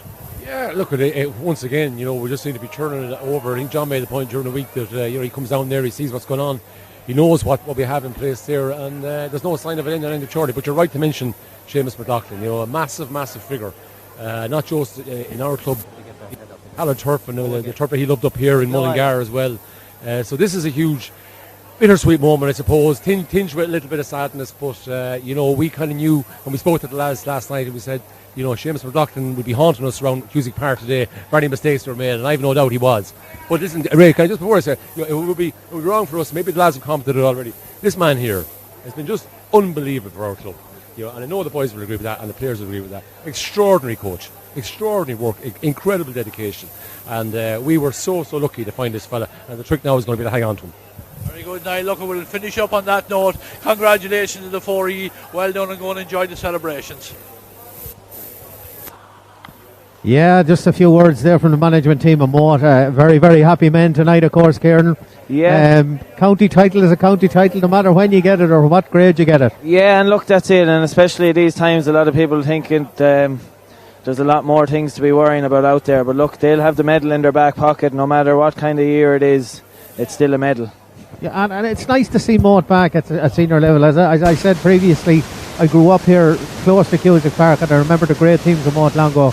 To see them gone back so far and now to be back in the big time, I suppose it's a bitter pill to swallow, of course, for Tang, but it's nice to see the Whites back again. Yeah, it is, and unfortunately, look, you can see Tang, they're awful depressed, which you would be. Absolutely. But look, they have a young team there. I know I often heard that to win one, you have to lose one to win one, and because you get the experience from that. But look, Tang will come back from that, and I know the lads down there will be pushing them. We join up with them underage, and there's great work being down there underage. Mightn't have the big numbers of the likes of Moates, of the Athlone, but in fairness, two clubs are pushing as hard as they can, and you can see that's all you can do. We have a little interview at the moment. Rory Cunningham, the winning captain, is with Ray, and also the goal scorer Paul Sheridan, who came on as a second half sub. Ray has them here, just been interviewed. Joined here by Rory Cunningham and Paul Sheridan. As Paul introduced Rory, a great day for the Moate Hall Whites. Yeah, class. That's what we've been working towards, Ger, for the last number of years. The amount of work that's gone in, everyone deserves huge credit. Beyond the players, like everyone behind the scenes, management, all the underage coaches. It's been a massive joint effort in the club, and we've reaped the rewards today. Yeah, absolutely. I've followed you down through the years and known you through the years, and I know the work that's put in. And one thing I did notice is you come down onto the field and look at the players, a very young bunch of group of players. Yeah, a lot of youth there as well, but we're lucky enough. I think it's very important to mention the lads who've come in, and with a few level heads there. Owen Ronaldson, Richie Price, Ronan Conway, Johnny Rooney. They've added massive experience. So yeah, what you said is a very young team. So I think, like, if you want to mention the young lads, you have to mention the older lads as well. Absolutely. So Paul Sheridan is the goal scorer. Paul will have your goal proves to be the crucial score probably of the hour. You finished it well when the opportunity arose. Yeah, the ball was dropping short, and I just saw Philip coming down, so I said I'd get in there and hopefully something will come to it, and I buried it. Yeah, absolutely. Tang really made you work through that hour, didn't they? Yeah, they put pressure high up the field. We couldn't get the ball out, but when we broke, they were getting back, and eventually we broke through. Yeah, in the second half, you got on top in the middle third row yourself, got on top, got the ball inside, and that goal was crucial. But certainly a lot of players contributed very much to that win today. Oh, absolutely, yeah, sure. We found it tough in the first half, and maybe it was nerves or whatever. And I suppose a big change in point came when the red card came, and we kind of our tails went up. Then got the whole thing turned. Yeah, it's great. Like as well, we had lads come off the bench. Like we're 40 minutes in there, we're bringing on lads like Paul Sheridan there, who's very, very unlucky probably not to start here today. But that's massively important. Billy Berry as well came in and made a massive difference. So like we're lucky we have strength and depth there, who lads can come on and make a big difference. Enjoy the celebration. Congratulations. Which we're just wrapping up here at the Rytech Intermediate Final here, myself and Kieran Martin. It's been a long day, Kieran, but it's been a very enjoyable day as well, and two great games, let's be honest about it. Yeah, in fairness now, they've been two tight, very close games, and it adds a bit to it. I think it means a bit more to a team when you have to work that bit harder to win a final. It would have been a bit of a disaster if one team won away from, or kind of won it handy enough, but in fairness, we got two very good games today, and money well spent for anyone that was in or got the games. And one little consolation, I suppose, it's nice to see a few crowds here, but one little consolation for Tang is that they took part in a wonderful game, and they're a very, very young side. they have a lot of good days ahead of them as far as I'm concerned. Anyway. Yeah, you can see if you went down through the list, they have a lot of lads 20, 21, they're early 20s. I would have played probably with a few of the older lads, and there's still a couple of years left in them. The likes of Aidan Burke, even Niall Bannon came on there a few minutes, Robbie English. They still have a few years in it, and even they have to be bringing on them young lads and bring the encouragement into them to show them that they can do it, because they are a very talented squad. And it just, if a bit of luck goes their way next year, you never know. I thought Ronald Hanley actually had a super game at cornerback for them today. I mean, he popped up nearly everywhere. Ran out of a little bit of steam at the end, but I'm not surprised. He must have covered every blade of grass here. Yeah, he worked very hard in the first half, and probably did run out of steam, but he came up and scored a point. And another lad that has a big future ahead of him, and he's another brother, Ronan, or even Shane, even to come along. And like that's the Tang have them few young lads who come through that will even add to that team. So look, I know it'll be doom and gloom over there for the next few weeks, but look, there's no real need for it either, I suppose. I mean, they took part in a wonderful final and were well into this game up until virtually the sending off and the goal, which were the two major turning points of this game. The goal in particular, I suppose, was a very strange one that came back. We thought it was going wide. All of a sudden, it was back in play, and then it was in the back of the net. Paul Sheridan, who possibly was proving a point as to why he didn't start today, maybe. Yeah, he was unfortunate. He played very well in the semi-final and didn't start because of the suspension for Donaldson. But look, he came on and got the crucial point, and that's the thing. If they happen not to be starting, you can't just put your head down, and you can't be. You have to be ready to come on and prove your point and even get that crucial score, because it was the crucial point in the game. Yeah, and Billy Berry, of course, kicked over the very last point of the game. I suppose it has been one of the most stalwarts over the last couple of years. Kind of fitting, I suppose, that he knocked over the killing score. And it shows you the depth Moate have on their panel. If you're able to bring on Billy Berry in the second half, because you've seen as soon as he came on, every time he got the ball, he was a threat. Any team would be happy to have him, and he'd probably be starting on any team. I know he might be struggling a bit of injury, but still to be able to bring him on for the last 20 minutes, it's a great thing to have. Yeah, the celebration to be in Don's Bar, I presume, tonight. Will you venture in, maybe? I'm going into work actually. So.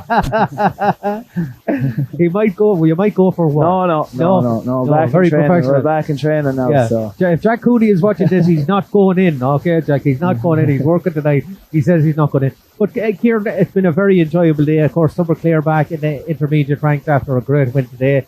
They'll be with Tang next year, I suppose, who are still will remain in it. But this evening belongs, of course, to the Whites, and they're back in the big time again. And as Rory Cunningham alluded to, they're going to stay, and possibly with the setup that they have down there, that's a fair statement to make. Yeah, and it is. You have to appreciate the work that has been done back there, because the facilities they have in Moate at the moment, working with the school as well, and it's great that the school and the football team can come together and work out.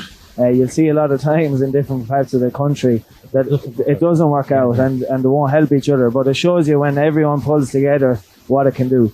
And a fitting tribute, if Seamus is watching us, Seamus McLaughlin is watching us today, I'm sure he's a happy man. He's very happy. He's smiling down at everyone anyways. Yeah, and with that, we'll just let you know we have a couple of good games tomorrow. Of course, we have the minor final, the under-17 final between Killucan and Moate Whites as well. And of course, then the big one tomorrow afternoon, St. Loman's Mullingar versus Turtles Pass in the final. Your predictions for that one? It's hard to know. Like, Loman's obviously are hot favourites, but I wouldn't put Turtles Pass out of it. They have a few young lads that came on the last day and scored a few points, and the subs that they have can do that. And that's it. Where they had Jerry Egan, look, he's going to get you 5-6 points a game, even from frees, other than that. So it's what the other lads can bring in. You see Dennis Glennon, for the age he is, he's playing almost a centre half back. Yeah, and he's still covering the ground. You could see him anywhere on the pitch, and for him to be able to do that and keep going and going every year, like he's at it since he was 18, playing at the top level. And look, it's brilliant to see him still doing it. And in fairness, it shows the character he has. Nova's trying to knock back 2 county final defeats over the last 2 years. They'll be mad to get the Flanagan Cup back up onto the Delvin Road. And they will. Look, they will be. They're mad to get it back. Last year they were unfortunate.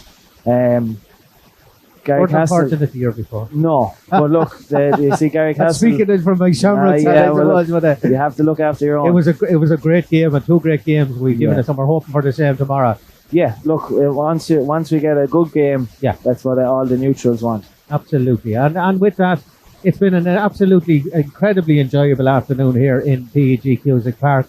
Our junior champions for 2020 will be Cloverclear, and our intermediate champions are the Moate All Whites. So from Paul Doolin, Kieran Martin, from Ray Gavin and Shane Donoghue on commentary, we'd like to wish you all the best, and we'll see you again here tomorrow live on ERV TV, a double header here tomorrow afternoon. And until then, it's Slán agus Fanacht. We'll see you again tomorrow, ladies and gentlemen. Please tune in. Thank you and good night.